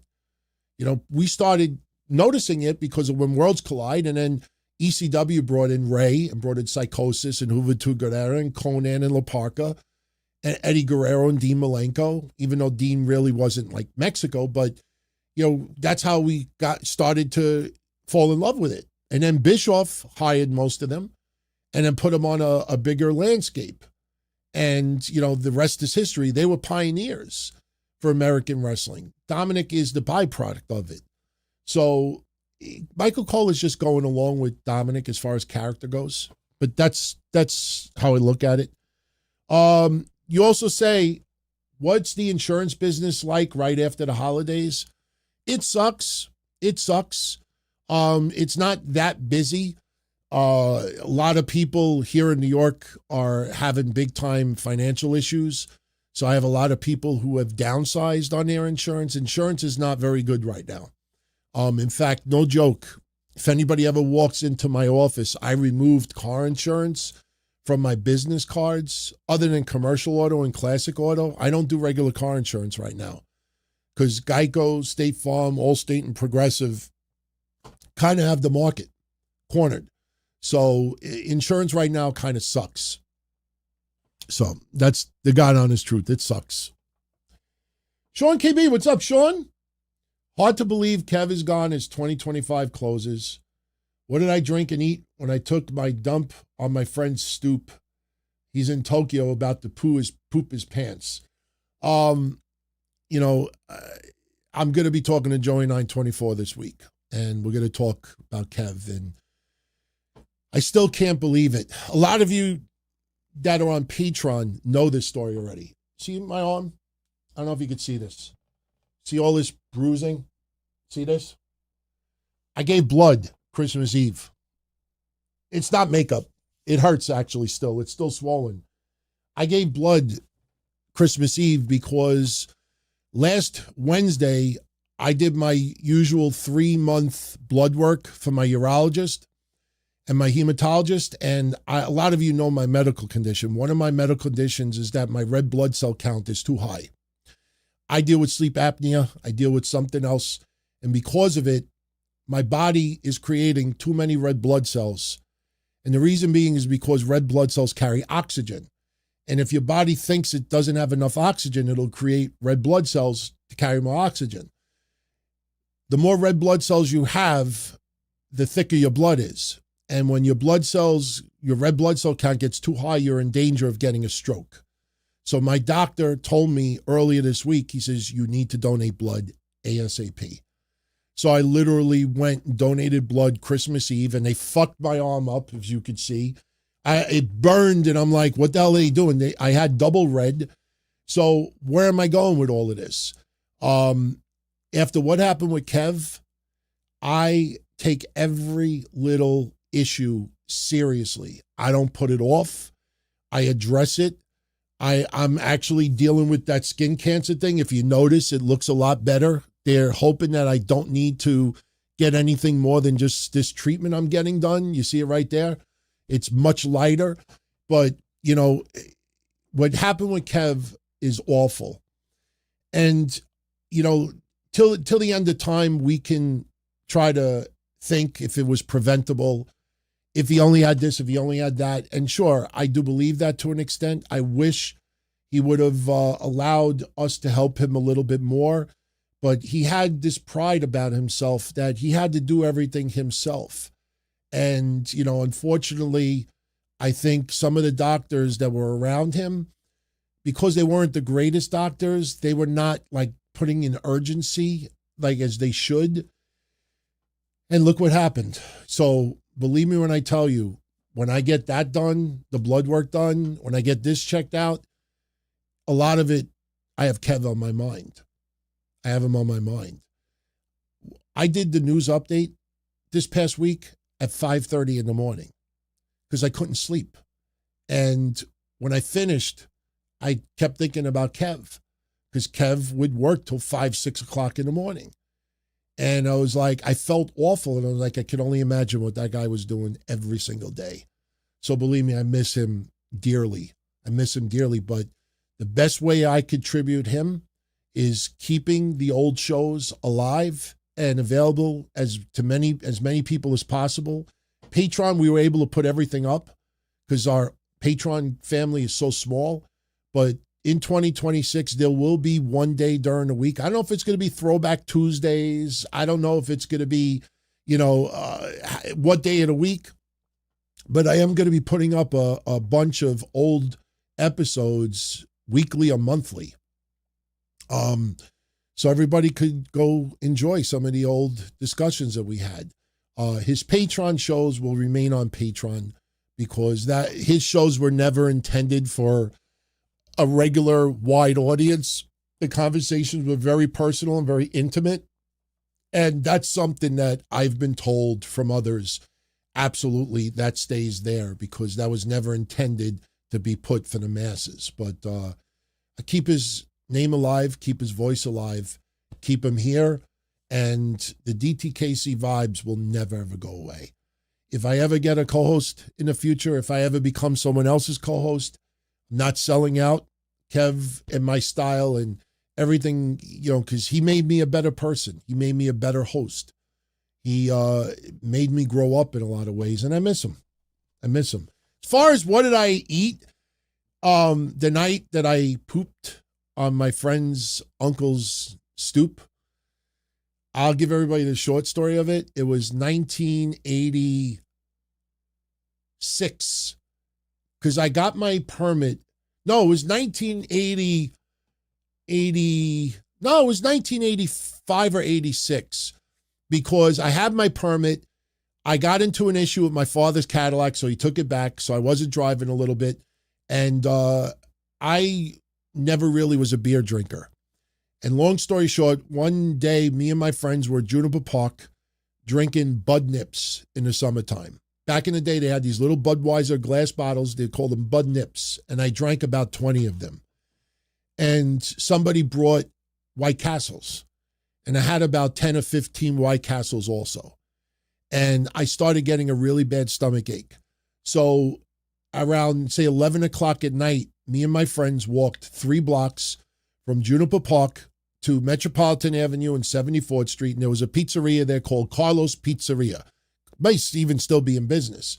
So we go and we're having pizza. I wanted the munchies. Even though I ate like a pig and drank like a maniac during the day, we still wanted pizza. So we were eating. It was like 11:30 at night. And none of us were driving at the time, so we walked. So Carlos Pizzeria is about 2 blocks from my house where I lived, but there were 2 very, very, very, very, very long blocks. If you ever go on Google Maps, just look up Juniper Park South and 74th Street, and then just go up that strip till you get to Metropolitan Avenue. They're long. They're like New York City blocks. So we're sitting in the pizzeria. It was like 11:30, 12 o'clock at night. And I started getting stomach cramps. And then I realized I had to do number 2. And I asked the pizzeria guy, I'm like, hey, Sal. I don't remember his name. He'll just say Sal. I'm like, Sal, can I use the bathroom? Nah, it's out of order. You serious? Yeah, it's out of order. Look, it's out of order. And it literally, there was a sign that said out of order. I'm like, where does he go to the bathroom? Like I didn't say that, but I was like, fuck. So I was like, all right, I either have to hold it in till I get home or I go home now. So I sat there for like 30 seconds or a minute, and I realized I wasn't going to be able to hold it in. So I told my friends, I'm like, look, I'm going to go home. I got to use the bathroom. So my friend's like, all right, I'll see you tomorrow. I'm like, all right. So I leave to go to walk home. And I walk about a little more than half a block, and the floodgates are about to open. And I'm like, oh shit, I'm not going to make it. And now I'm like a block and a half away from my house and a half a block away back to the pizzeria. And it's like midnight. So, it's not like there were tons of people out. And I'm like, what do I do? So I was going to run home. And as soon as I started to like run, I realized I can't make it. So I'm like trying to figure out, what do I do? What do I do? What do I do? Do I just shit my pants? And then I remembered my friend's uncle lived on that block where there used to be a piano school. I used to do piano lessons. My friend's uncle lived 2 houses away. So I went back half a block. I looked at his house. All the lights were off. And I just very quietly went in the back of his house, and literally all the lights were off. And I literally just on his stoop, pulled my pants down, took a dump. I looked over, there was like a rag he probably used on his car that had motor oil on it and stuff and leaves. I literally pooped on his stoop and wiped my ass. I went home laughing my ass off. And then I made the mistake and told my friends about it, and it got back to my friend. And he used to go to wrestling. And my friend, one day we were at USA Pro Wrestling, and he's like, you motherfucker. Like, I hadn't seen him in a while. He's like, you took a shit on my uncle's stoop. And I'm like, I couldn't hold it in. He's like, yeah, but you should have done it on the grass like the cats. He's like, why did you do it on the stoop? He literally like opened the door, and it was this big mound of, that is a true story. That is a God honest true story. Yes. Tyrese Veriano, did WWE turn Carmelo Hayes babyface just to open challenges? Carmelo Hayes was spectacular in NXT. They turned him heel. It worked. Babyface was getting kind of They brought him to the main roster, and they realized, we got Bloodline going on. We got Cody going on. We got Drew McIntyre going on. We got, Judgment Day going on. We got Roman going on. We got CM Punk going on. And they realized, like, what do we do with this guy? So he kind of got, like, lost in the shuffle. And, people started to take notice. And Carmelo Hayes had a nice following in NXT. And then people were very excited to see him go to the main roster. After a while, we thought that Trick Williams was going to have a better career than Carmelo Hayes, just being honest. But it got to the point where, they gave him the match against Gunther and tore it up. And we knew that Carmelo Hayes could go. But the match with Gunther, and I think that's the second match they've had together, it was so good that got so many people talking that they were like, all right, you know what? Let's go a different direction. Let's see how it goes. Ilya didn't, he lost, but this doesn't hurt Ilya in any way. I think now you have to start figuring out what to do with Carmelo Hayes. Some people are going to be released soon, and some releases are going to be very unpopular, but they have to make room for some people coming up from NXT. It's just the way it is. It happens every year. Next week, when we do season 4, episode 1 of This Week in Wrestling History, it is the anniversary of WWE releasing AOP and Isla Dawn, and I'm trying to remember who else. There was several people. It was maybe 9 people. Duke Hudson and a few. There was some people on that list people were very, very upset about. And then not too long after that, you got the releases of Cora Jade, and, you look at even, some of the others. There's going to be some people released that, people aren't going to be happy about. We got to make room. And at some point, you have to, take Carmelo Hayes to the next level. And, let's see where it is 3 months from now. That's how I look at it. So, VJ, wrestling podcasting is interesting. You listen to Soup, leading him to DTKC. Now he listens to JD and Solomonster. Jason talked again about Kev this week. Yeah, listen, Kev's passing is one of those things we didn't have on our radar in 2024. I mean, he had issues, no question. I mean, there was a couple of times that if people tuned in to those special YouTube episodes that we did early in the year, there was 1 or 2 times that we started the show a half hour later because he was not feeling well, but he wanted to do the show. The shows were his escape. The shows gave him happiness. I remember this year, I think it was in March, that he said he's come to realize that the shows do not give him any stress whatsoever. It's his enjoyment. And, it's just awful. It's awful. But I don't know Kev as well as his family did. But I will say this. I knew Kev enough that up above, he is definitely saying, listen, be happy, celebrate, be happy that, I was able to, give you a little bit of an escape because you guys gave him happiness.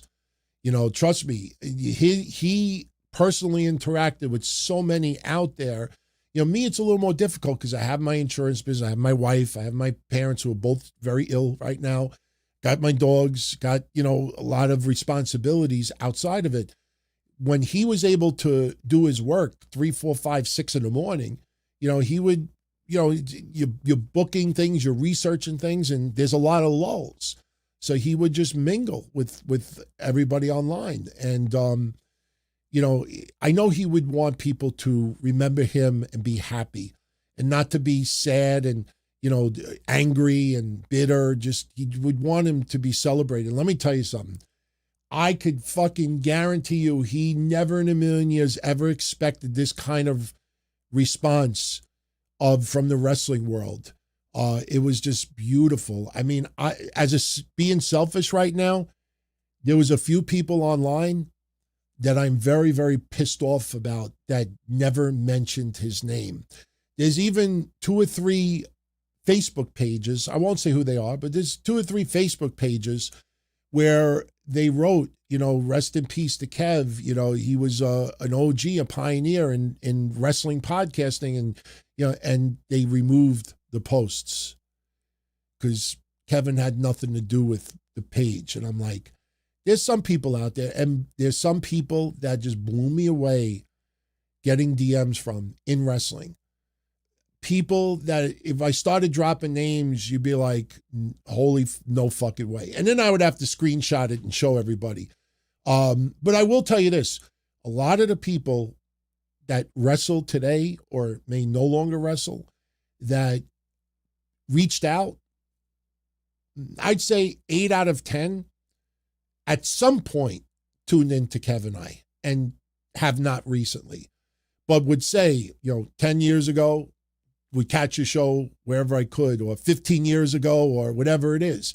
It's like back in the old days when D'Lo Brown came on and said that he'd bring our shows to Japan and all the American wrestlers would tune into our show. Because at that time, there were very, very few podcasts out there. There might have been a dozen. So, we were honored. We were kind of floored from it. We're like, wait, we're entertaining them? No, you're entertaining us. And that's why when people were reaching out, that it just blew me away. Most would say, back in the day, almost everybody that would write something about, yes, they would write, yeah, back in the day, would catch your podcast once in a while. We had the controversial stuff, no question.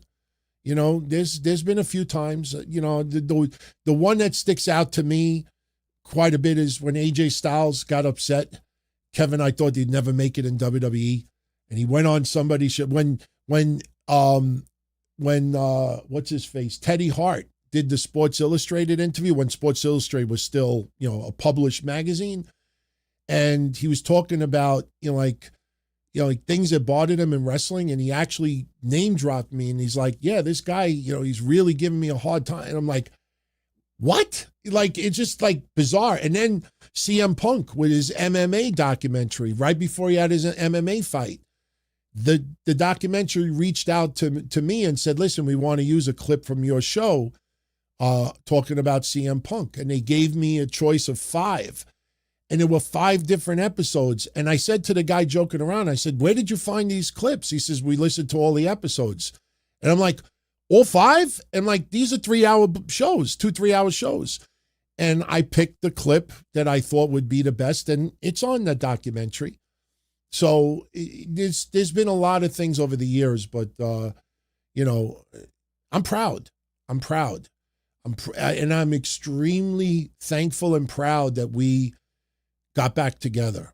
I can't tell you how many times people said to me, it's like a movie. When I went to his funeral, numerous people in his family said, you couldn't even write that as a script. Just everything became right again. And unfortunately, he's gone. So, Joey 924 reached out to me through YouTube. He had found out through someone that Kev had passed away. That's why I think Joey's not involved in wrestling anymore. I don't think he follows wrestling anymore, but he found out through the show that I did paying tribute to Kev. So, all right, we're going to start bringing this home. Don't forget, we got a big week coming.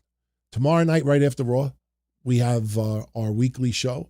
Then Wednesday at 10 p.m., I'll be live right here on YouTube with bringing in the new year. We'll stay on until about 12:31 in the morning. So you can count down, and we could give a big fuck you to 2025. We could definitely reminisce. Anything. Listen, I'm not planning any topics Wednesday. When I turn everything on at 10 p.m., whatever you guys want to get into, you want to retrospect anything, it doesn't matter. So, and then we got the typical shows. Next Sunday, we'll be back for the sit down. We'll start figuring out how we're going to expand on YouTube. We'll figure out about Wednesday Night Dynamite. What I plan on doing is when we have discussions, I'm going to make a concerted effort to make the discussions tighter, not repeat myself 3 times, and put those clips individually on YouTube. So when people search for certain topics, our discussion will pop up. I think what I said tonight about JR and Devon, I think went a little bit too long, but I'm not going to redo things. I will not redo things, but little by little, we'll start expanding. And the only thing I'm going to have a difficult time of doing is a TNA review, because they're going to be 9 to 11 on Thursdays. And I truthfully don't want to wait until 11 p.m. to do recaps. And I don't want to wait until a Friday, because then you got the weekend, and then it's the, this, and then it's that. And it's like, it's a little bit much. So the TNA review is probably not going to be happening. Pay-per-views are different. But remember, I have access to Impact right now. I don't need TNA to go to AMC to cover it. You know, if I'm covering it, it's because I want to expand, not because they're going to AMC. I want to make that clear. Benjamin says 2025 sucked.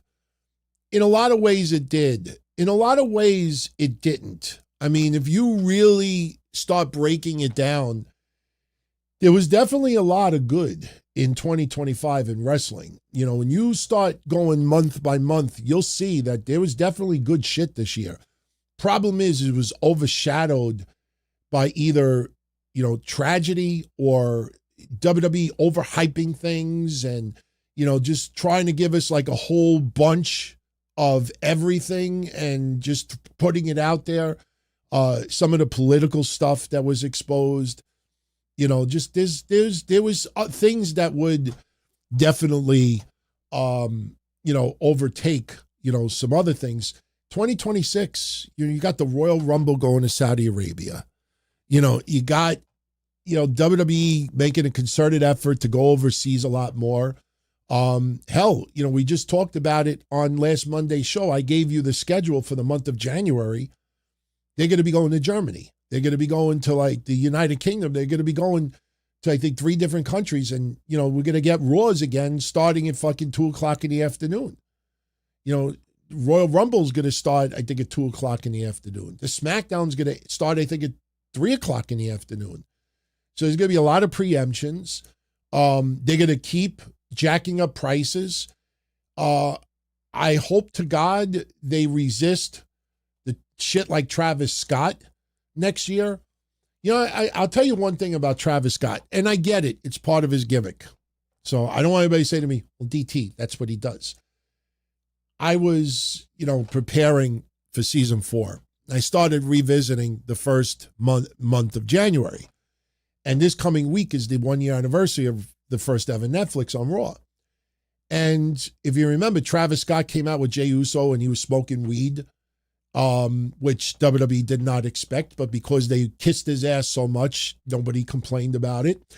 But I saw in my research, I found a picture that I had taken from Undertaker's social media, and it's Undertaker, Michelle McCool, and Travis Scott backstage at the first Raw at Netflix. And Michelle McCool looking beautiful, smiling at the picture. Undertaker, you know, really smiling, kind of like, wow, Undertaker, be a little more in character. And you got literally Travis Scott doing this. And I'm like, I get that's your shtick, but how's about trying not to be the center of attention in the picture? How's about having 3 people just posing for the camera? Undertaker and Michelle McCool are smiling, looking at the camera, and fucking Travis Scott is looking at his feet. And he does that. And I'm like, to me, that's disrespectful, man. I don't care if that's your gimmick. I don't care what it is. I don't even care if Undertaker and Michelle McCool, make sure you look down. Like, I don't like the guy. None against him personally, none against his music. I'm just like, wow, what a bad, you know, like combination in wrestling. You know, I Show Speed getting speared by Braun Breaker. Yeah, I'm fine with that. I don't want to see him hurt. You know, that was a viral moment. You know, but getting Travis Scott in the ring when fucking Cena turned heel and fucking standing there with The Rock, it's just, you know, if he trained and became a wrestler, you know, that's different. But just having it just gave me raw guest host vibes. That's the only thing that's going to suck about doing season 4 of the History Show. We're going to have to revisit all of that. Ugh. And we don't even know how much they're going to cover in season 2 of Unreal. They're definitely going to be extremely delicate. John Cena, delicate. Everybody, Triple H, delicate. Rock, eventually, delicate. Travis Scott, too busy looking down. All right, Roderick is asking, one of my potential breakout stars or wrestlers to watch in 2026? Nobody right now. I mean, because here's the thing. You got Obafemi that's going to get brought to the main roster. You got, obviously, Trick Williams that is about to make the main roster. Joe Hendry, I like Joe Hendry. And I'm not mad because I said his name a million times and he never appeared. But I immediately get Joe Hendry, Akira Tozawa, R-Truth, Otis vibes. And I'm not just saying that because of the Christmas episode. I mean, all right, is this guy going to be positioned where he could possibly, get to LA Knight territory and maybe challenge for a world championship? Maybe not win anytime soon, but be a viable, semi-main eventer? Or is this going to be feel good? Is this going to be about putting smiles on people's faces? And that's what I'm concerned about. Everybody that's in NXT, from Lola Vice to Kalani Jordan and several others, there are women that are pretty much ready. But I go back to Braun Breaker. Braun Breaker, a year before he became a regular on Raw, they brought him up for one night, got a nice reaction. There was rumors that they were going to bring him up permanently. And then they brought him back to NXT for another entire year. And I remember all of us saying, what are you doing? He's ready. Bring him to the main roster. Then you understood, number one, they turned him heel. And we obviously got a side of Braun Breaker that we were not used to seeing. And believe me, people forget. Still only a little over a year that WWE's on CW. Braun Breaker was a babyface still at that time. Braun turned heel. And then not only that, they gave him an extra year to polish. And he brought him to the main roster, and that guy was pretty much ready. You see them doing that a little bit now, trying to get Trick Williams. A lot of people thought Trick Williams was going a year ago. Last Legend. People were reporting in March, Last Legend is officially on SmackDown. Yeah. Say that enough, and it'll eventually be true. But people were saying that in March, and they waited an extra 7 months. So, we can't just say who's going to be the breakout stars because, they're going to have to replace others. And I don't want to start name dropping names and you hear rumors of being let go and this and that. I don't like going down that route.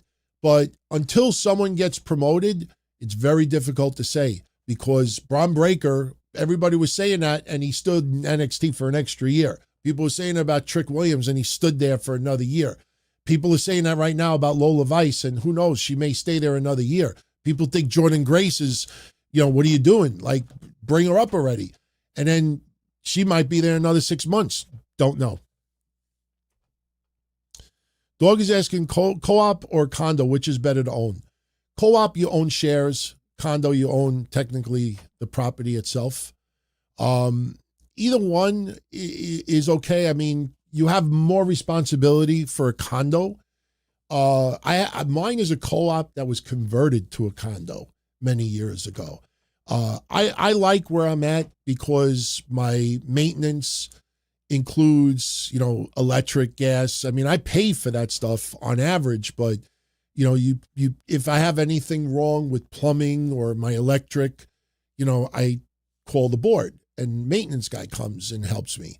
Believe it or not, my maintenance guy, and some of you know this, me and my maintenance guy installed in my place a brand new toilet this year. We installed a brand new dishwasher this year. We installed a brand new washing machine this year because fucking Home Depot screwed me over twice with the dishwasher. So, I told my maintenance guy, I'm like, look, I said, do you know anybody that could put in a dishwasher? He's like, what are you doing Saturday? And I'm like, nothing. Why? He's like, we'll do it. I'm like, who's we? He's like, I'll do it, but you help me. And I'm like, all right.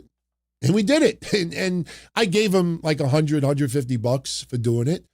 But, it's nice. You got a little electrical problem, they take care of it. So, I own, but I pay, not trying to get too revealing here. I pay $1,400 a month for maintenance. It includes my gas, my electric, my heat, water, taxes, property taxes. So the only thing it doesn't include is telephone, cable, internet, food, insurance, things like that, Trust me, in my neighborhood, it's sickening how much prices went up. I had somebody in my office the other day. He's like, listen, you know anyone that's looking to rent a 2-bedroom apartment? I have one available. And I know the place because I insure the house. And I'm like, all right, yeah. Is it the first floor or the second floor? It's second floor. I'm like, all right. I was like, how much you asking? It's $2,000. $2,000 to rent in a 2-bedroom apartment on a second floor. Sick. That's crazy. Trust me, I remember the days where it was some people were paying $850 for an apartment. $850. Deuce is saying, Hyen and Maya World are now all elite. They're okay, but should be in Ring of Honor. Is this mostly a shot at Tegan Knox or good signing? Oh, it's not a shot at Tegan Knox at all. This thing with Tegan Knox got blown way out of proportion. And, they're good. They're definitely good. How far up the food chain will they go? I don't know. I mean, let me put it this way.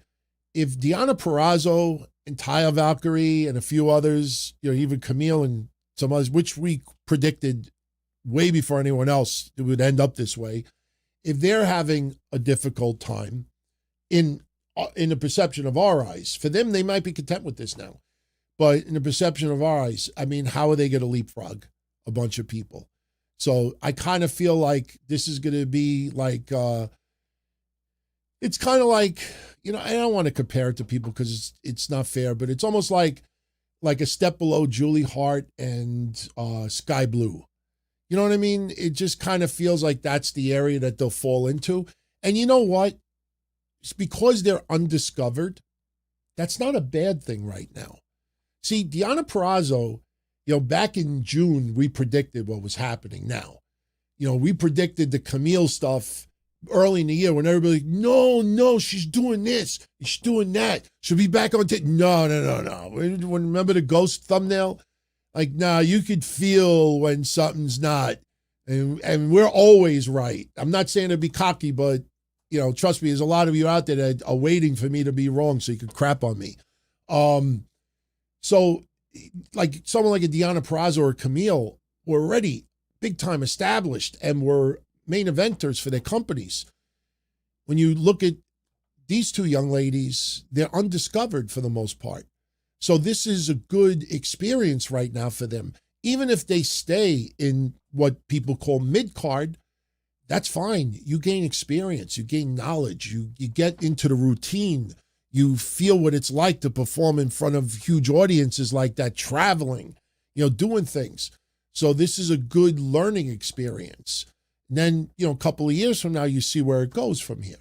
A lot of people feel like teams like Private Party and let's see who else, even the Gun Club, like people expected their stock to be much higher than what it is now. And to a lot of people, it's perception.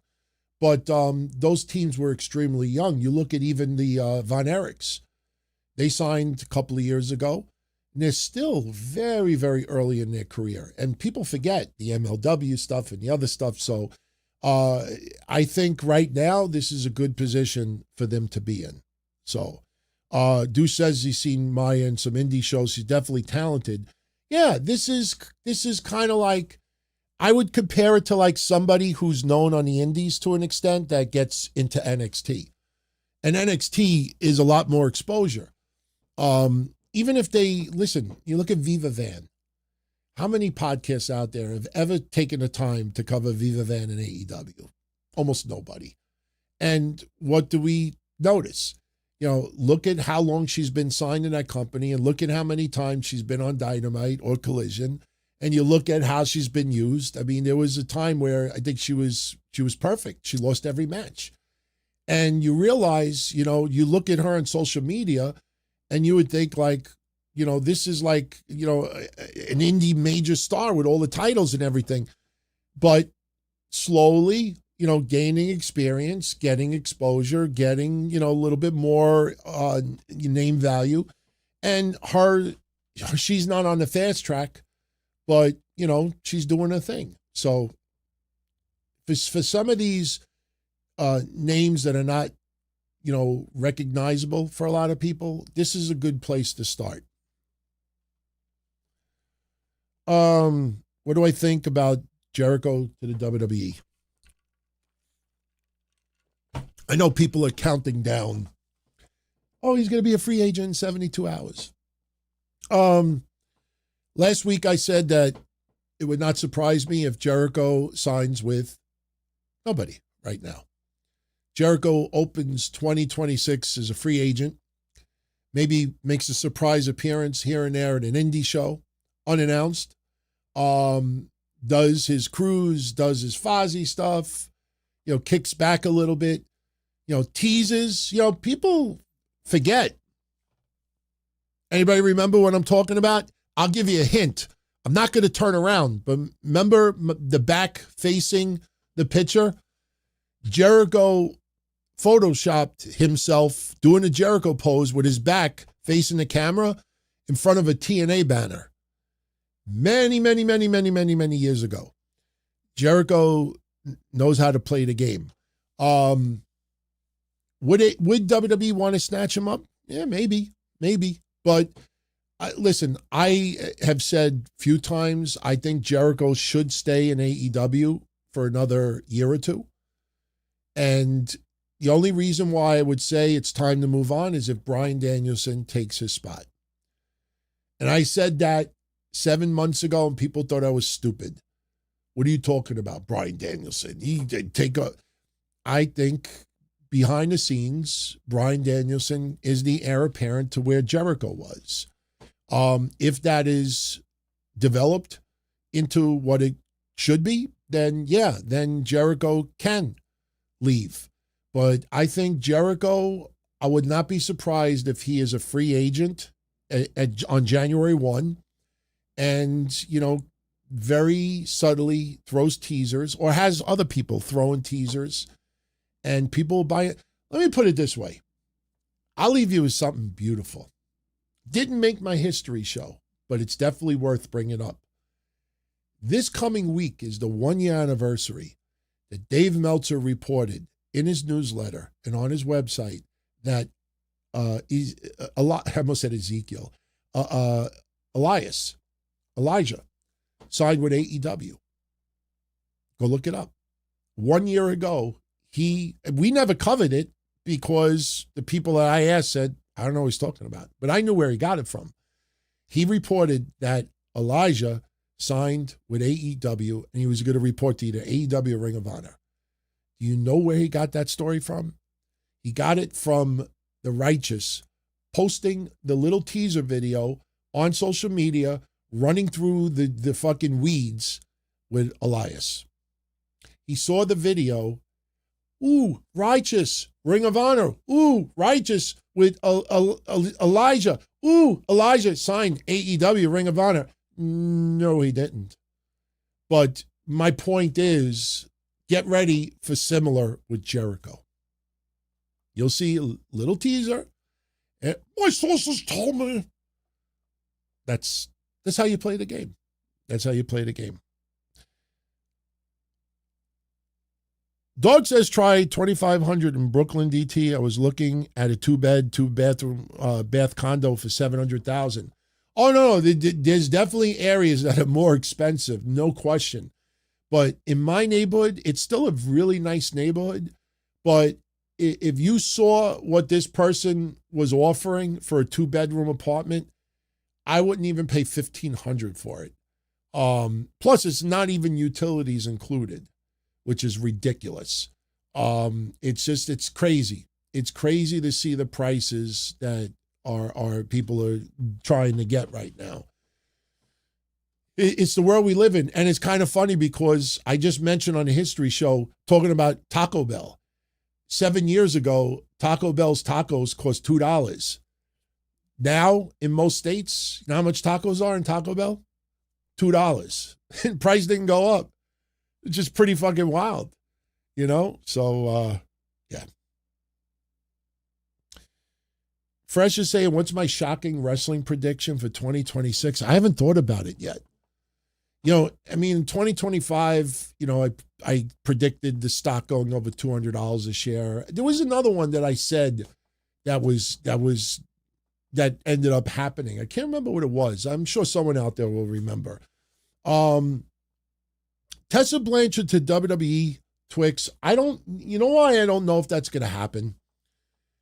Because a year ago, when Tessa returned to TNA, a lot of people forget that some women in the WWE couldn't help themselves but to say some really harsh stuff about Tessa publicly.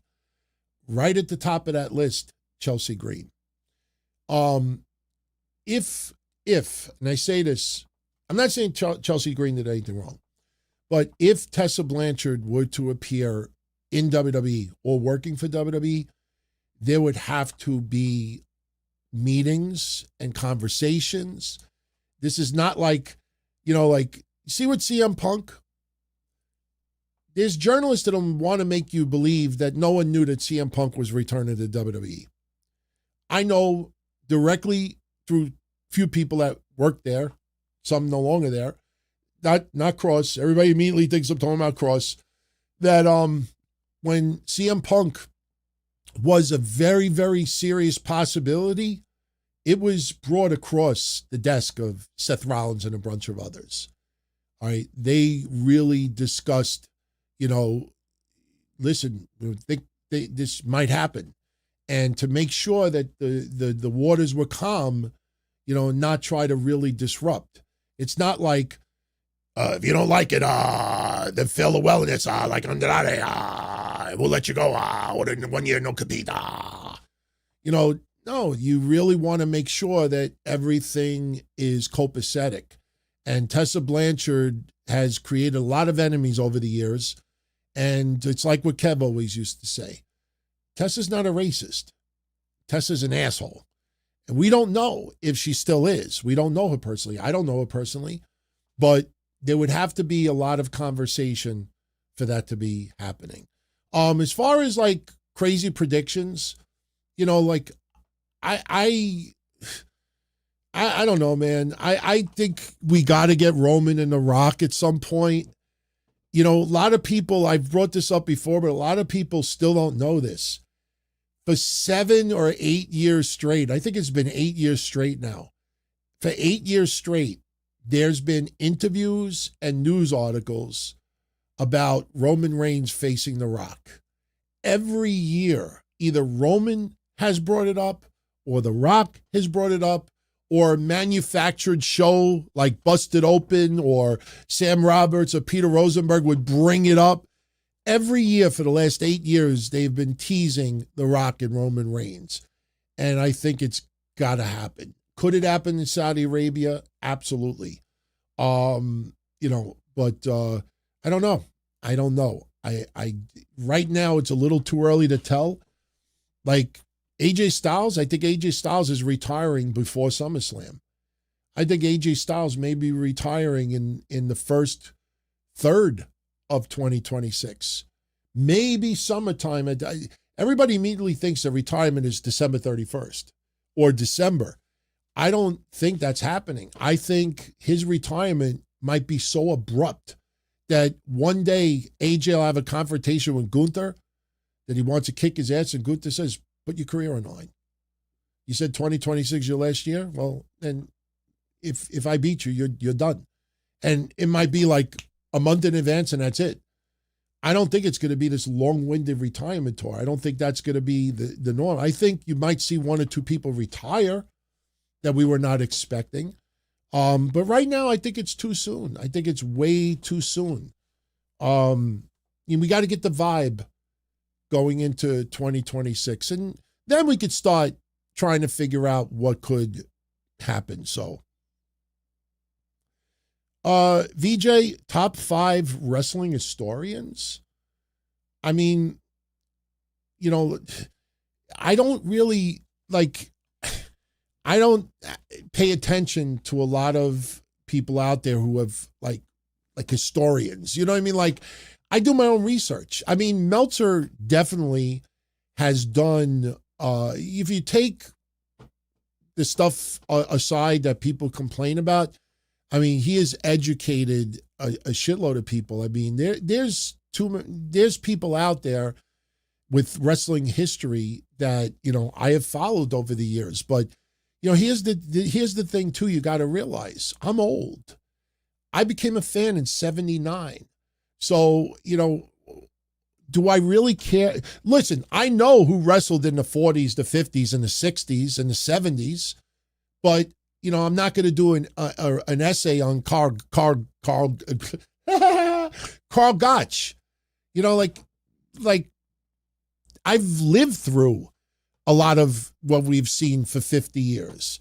So, you know, I don't need a historian to tell me all of that. And I've done 3 seasons of history shows, and it's all my own research. You know, when we dispelled things, the first week of January, we dispelled something about Stan Hansen early on. We talk about, you know, there's some great historians out there. There's people who have written countless books.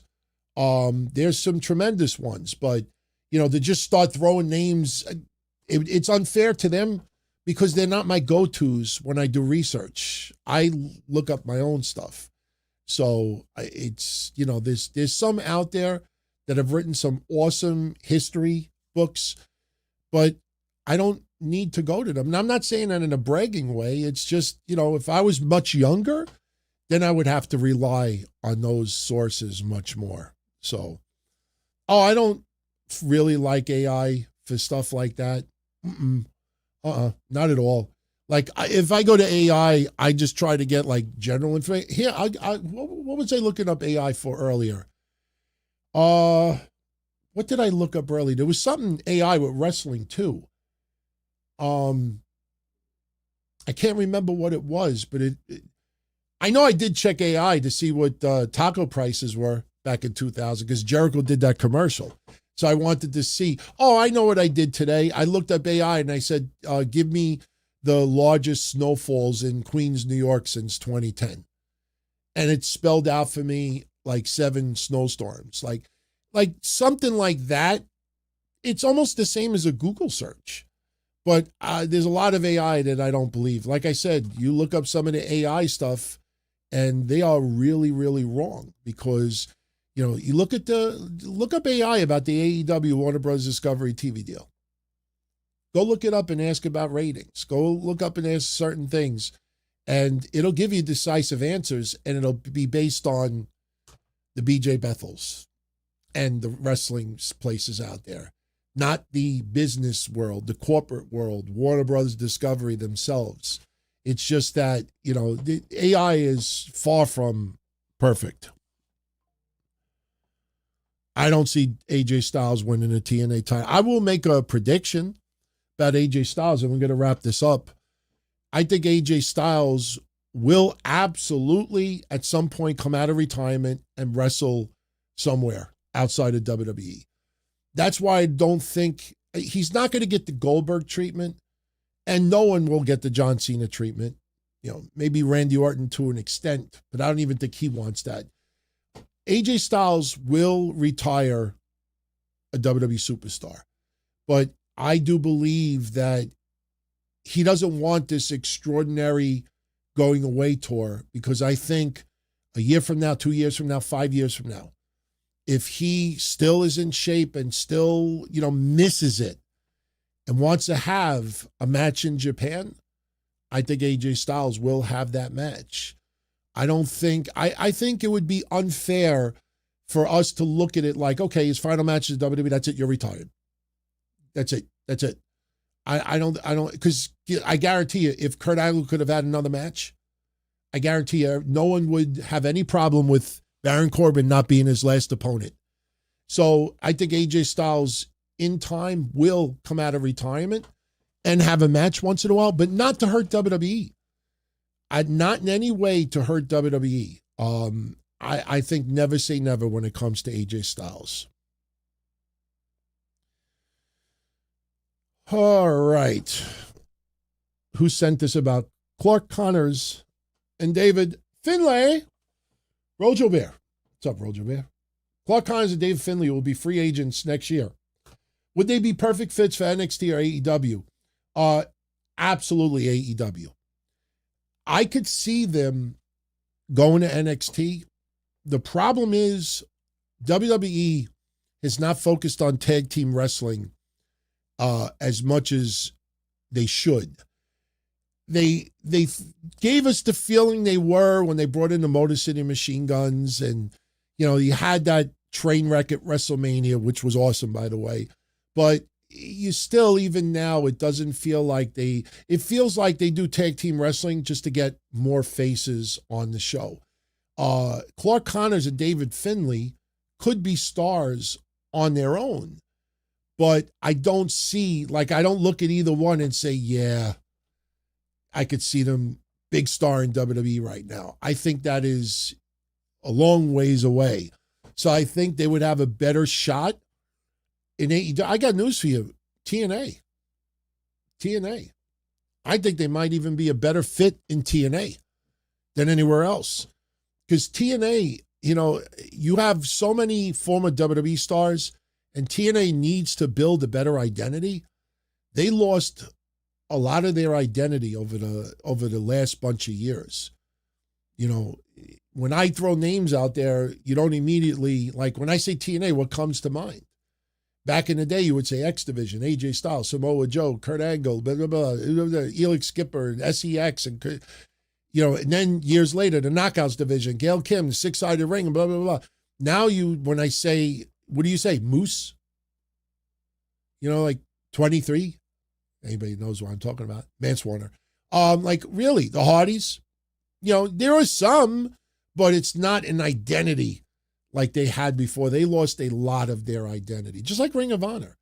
Ring of Honor lost a shitload of identity under Tony Khan. Because you would see AEW stars show up, and then you would see Ring of Honor and AEW to get a little more exposure, and then this person there, and this person there, and it was just like, what actually is Ring of Honor? It's kind of like the Sunday Night Heat of AEW. So, all right, I will leave everybody with one final question, because we're going to wrap this up. Dream 1015 asks, thank you very much, Dream. Will Drew win? And I absolutely love that question to close this show. And we will talk tomorrow. We will talk Wednesday. So we got plenty of discussion coming. I have said this 2 times in the last week or so, and I'm going to stick with it. I think Drew McIntyre has an excellent shot at beating Cody Rhodes for the Undisputed WWE Championship. And the reason why I think he has, I'm not saying he absolutely will win, but he's had the best chance of anybody. Going back to Roman Reigns, outside of Cody Rhodes, Roman Reigns' entire championship run, never was there anybody that I felt, yeah, I think that person has a shot. Some people thought it when he fought Sami Zayn in Canada. Sammy's going to get it. I could see it. I could feel it. No. Daniel Bryan wasn't going to get it. Braun Strowman wasn't going to get it. Kevin Owens wasn't going to get it.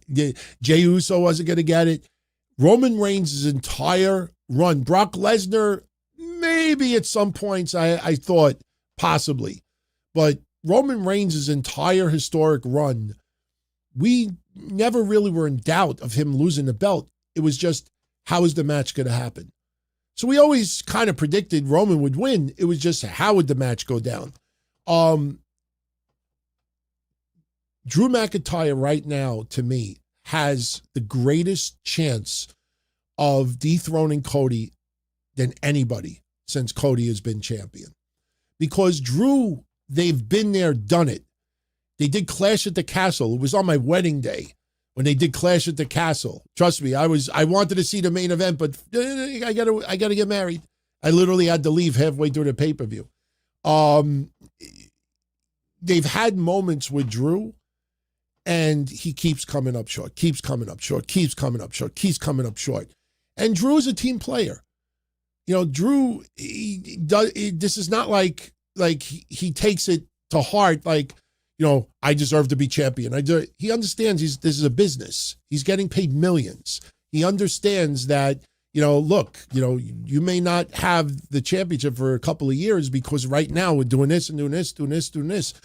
He's not like, I hate using the term mark, but he's not like, no, but I must be champion. I need to have my name in it.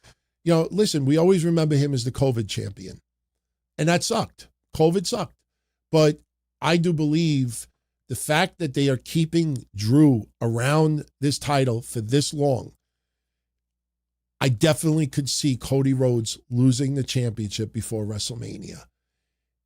I thought for a while that Cody needed to keep the title for a good year and a half because Roman had such a historic run. And if Cody loses it too short, it's going to feel like a failed run. But Cody Rhodes has established himself as the number one guy. There every week. Roman is not there every week. Cody is the number one guy in the company. And if he loses that championship, he's still the number one guy in that company. And Cody Rhodes could end up getting a rematch at WrestleMania. Put it this way, if Drew McIntyre fails to beat Cody for that championship, I think we could very well see Gunther challenging Cody Rhodes for the Undisputed WWE Championship at WrestleMania. I know everybody wants to see Brock versus Gunther, but if Gunther retires AJ Styles before WrestleMania or SummerSlam, whichever you want to use, and he keeps doing this stuff and laughing his ass off, Cody Rhodes, they've already teased it, he's going to get in Cody Rhodes' face. He's already retired Goldberg. He's retired Cena. He's retired AJ Styles. He's going to not retire Cody, but he's going to take his championship. I think Cody will beat him. So I think Drew has the best shot of anybody since Cody's been champion. So, yeah, I think there is a good chance. Can't say for sure that it'll happen, but I just feel if Drew loses, where do you go from here? Where do you go from here? See, LA Knight, this might upset some people. There's been no point since LA Knight's been on the main roster that I felt, yeah, he's going to be champion soon. World champion, I should say. Just never felt it. Not yet. Not yet. And it may never happen. And that's okay. Not everybody needs to be world champ. Of course, it would be awesome. Maybe an injury or a retirement here and there, and that could put him on the fast track. But Drew McIntyre, you got to look one step ahead. If he loses to Cody, where do you go from here with Drew McIntyre? What do you do? Who's he feud with? You know what I mean? If you turn him babyface, who's he feud with? If you keep him heel, who's he feud with? It's IC champion, US champion, tag team champion. Like, none of it fits. So that's why I feel, if you try to look one step ahead, Drew McIntyre may absolutely need to win the title this time around. I think Drew McIntyre could win it. So, all right, guys, I'm out of here. Much love. Want to thank you all for spending your Sunday night with me. Just keep supporting the website, wrestling-news.com. Download all the episodes that we do. Keeps us relevant in the stats. The higher we are in the stats, the more noticeable, the more recognized we get. And we definitely want to, expand in 2026. The only way to expand is because of all of you. I can't buy my way to the top. So, but I just want to thank you all. And, we're going to do a sit-down formula on Wednesday, but officially this is the final sit-down of 2025. But I hope you can join me tomorrow night after Raw in our Discord channel, dtkcdiscord.com. And then I'll be live on YouTube Wednesday. You're obviously tuning in now, so you know where to go. So I'll be starting at 10 p.m. And we go from there. We kick off 2026 with a bang. So much love, everybody. Have a good one. And where is my outro? There is my outro. There you are. Ciao, everybody. As far back as I can remember, I always wanted to be a podcaster. For me to live any other way was nuts. To me, those goody-good people who worked shitty jobs for bum paychecks and took the subway to work every day and worried about their bills were dead. I mean, they were suckers. They had no balls. If I wanted something, I just took it. I ran everything. I paid the bills. I paid the host. I even paid the masked maniac. Everybody had their hands out. Everything was for the taking. We always called each other good fellas. You would always hear from somebody. You're gonna like Don Tony. He's all right. He's a good fella. He's one of us. But if you're part of my crew, nobody ever tells you they're gonna get rid of you. It doesn't happen that way. There weren't any arguments or curses like in the movies. See, your haters come with smiles. They come as your friends, the people who've claimed they care the most for your life. And now that's all over. And that's the best part. Today everything is different. There's lots of action. I don't have to wait around for everything like everyone else. Oh, I didn't get the vaccine? Fuck you, vaccine me. Oh, your delivery guy has COVID? Fuck you, feed me. Right after I moved here, I ordered egg noodles and ketchup, and I got spaghetti with meat sauce.